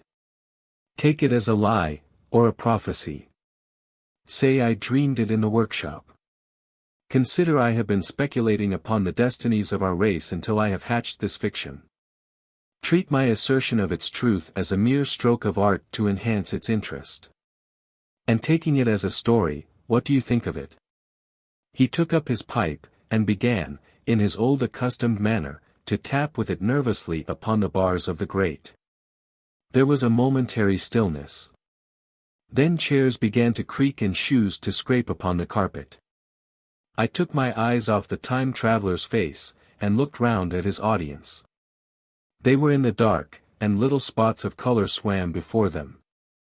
The medical man seemed absorbed in the contemplation of our host. The editor was looking hard at the end of his cigar, the sixth. The journalist fumbled for his watch. The others, as far as I remember, were motionless. The editor stood up with a sigh. What a pity it is you're not a writer of stories, he said, putting his hand on the time traveler's shoulder. You don't believe it? Well. I thought not. The time traveler turned to us. Where are the matches? He said. He lit one and spoke over his pipe, puffing. To tell you the truth, I hardly believe it myself. And yet. His eye fell with a mute inquiry upon the withered white flowers upon the little table. Then he turned over the hand holding his pipe, and I saw he was looking at some half-healed scars on his knuckles. The medical man rose, came to the lamp, and examined the flowers. The gynecium's odd, he said. The psychologist leant forward to see, holding out his hand for a specimen. I'm hanged if it isn't 1:45, said the journalist. How shall we get home? Plenty of cabs at the station, said the psychologist. It's a curious thing, said the medical man, but I certainly don't know the natural order of these flowers. May I have them? The time traveler hesitated. Then suddenly, certainly not. Where did you really get them? Said the medical man. The time traveler put his hand to his head. He spoke like one who was trying to keep hold of an idea that eluded him. They were put into my pocket by Weena, when I traveled into time. He stared round the room. I'm damned if it isn't all going. This room and you and the atmosphere of every day is too much for my memory. Did I ever make a time machine, or a model of a time machine? Or is it all only a dream? They say life is a dream, a precious poor dream at times, but I can't stand another that won't fit. It's madness. And where did the dream come from? I must look at that machine. If there is one. He caught up the lamp swiftly, and carried it, flaring red, through the door into the corridor. We followed him. There in the flickering light of the lamp was the machine, sure enough, squat, ugly, and askew. A thing of brass, ebony, ivory, and translucent glimmering quartz. Solid to the touch, for I put out my hand and felt the rail of it, and with brown spots and smears upon the ivory, and bits of grass and moss upon the lower parts, and one rail bent awry. The time traveler put the lamp down on the bench, and ran his hand along the damaged rail. "It's all right now," he said. "The story I told you was true. I'm sorry to have brought you out here in the cold." He took up the lamp, and, in an absolute silence, we returned to the smoking room. He came into the hall with us and helped the editor on with his coat. The medical man looked into his face and, with a certain hesitation, told him he was suffering from overwork, at which he laughed hugely. I remember him standing in the open doorway, bawling good night. I shared a cab with the editor. He thought the tale a gaudy lie. For my own part, one was unable to come to a conclusion. The story was so fantastic and incredible, the telling so credible and sober. I lay awake most of the night thinking about it. I determined to go next day and see the time traveler again. I was told he was in the laboratory, and being on easy terms in the house, I went up to him. The laboratory, however, was empty. I stared for a minute at the time machine and put out my hand and touched the lever. At that the squat substantial-looking mass swayed like a bough shaken by the wind. Its instability startled me extremely, and I had a queer reminiscence of the childish days when I used to be forbidden to meddle. I came back through the corridor. The time traveler met me in the smoking room. He was coming from the house. He had a small camera under one arm and a knapsack under the other. He laughed when he saw me, and gave me an elbow to shake. "I'm frightfully busy," said he, "with that thing in there. But is it not some hoax?" I said. "Do you really travel through time?" "Really and truly I do." And he looked frankly into my eyes. He hesitated. His eye wandered about the room. "I only want half an hour," he said. "I know why you came, and it's awfully good of you. There's some magazines here. If you'll stop to lunch I'll prove you this time traveling up to the hilt, specimen and all. If you'll forgive my leaving you now." I consented, hardly comprehending then the full import of his words, and he nodded and went on down the corridor. I heard the door of the laboratory slam, seated myself in a chair, and took up a daily paper. What was he going to do before lunchtime? Then suddenly I was reminded by an advertisement that I had promised to meet Richardson, the publisher, at 2. I looked at my watch, and saw that I could barely save that engagement. I got up and went down the passage to tell the time traveler. As I took hold of the handle of the door I heard an exclamation, oddly truncated at the end, and a click and a thud. A gust of air whirled round me as I opened the door, and from within came the sound of broken glass falling on the floor. The time traveler was not there. I seemed to see a ghostly, indistinct figure sitting in a whirling mass of black and brass for a moment, a figure so transparent that the bench behind with its sheets of drawings was absolutely distinct. But this phantasm vanished as I rubbed my eyes. The time machine had gone. Save for a subsiding stir of dust, the further end of the laboratory was empty. A pane of the skylight had, apparently, just been blown in. I felt an unreasonable amazement. I knew that something strange had happened, and for the moment could not distinguish what the strange thing might be. As I stood staring, the door into the garden opened, and the manservant appeared. We looked at each other. Then ideas began to come. "Has Mr. gone out that way?" said I. "No, sir. No one has come out this way. I was expecting to find him here." At that I understood. At the risk of disappointing Richardson, I stayed on, waiting for the time traveler. Waiting for the second, perhaps still stranger story, and the specimens and photographs he would bring with him. But I am beginning now to fear that I must wait a lifetime. The time traveler vanished 3 years ago. And, as everybody knows now, he has never returned. Epilogue. One cannot choose but wonder. Will he ever return? It may be that he swept back into the past, and fell among the blood-drinking, hairy savages of the age of unpolished stone. Into the abysses of the Cretaceous Sea, or among the grotesque saurians, the huge reptilian brutes of the Jurassic times. He may even now, if I may use the phrase, be wandering on some plesiosaurus-haunted oolitic coral reef, or beside the lonely saline lakes of the Triassic Age. Or did he go forward, into one of the nearer ages, in which men are still men, but with the riddles of our own time answered and its wearisome problems solved? Into the manhood of the race, for I, for my own part, cannot think that these latter days of weak experiment, fragmentary theory, and mutual discord are indeed man's culminating time. I say, for my own part. He, I know, for the question had been discussed among us long before the time machine was made, thought but cheerlessly of the advancement of mankind.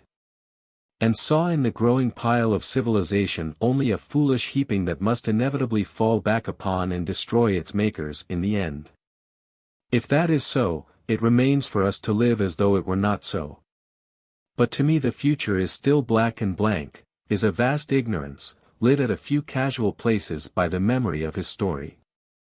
And I have by me, for my comfort, 2 strange white flowers, shriveled now, and brown and flat and brittle, to witness that even when mind and strength had gone, gratitude and a mutual tenderness still lived on in the heart of man.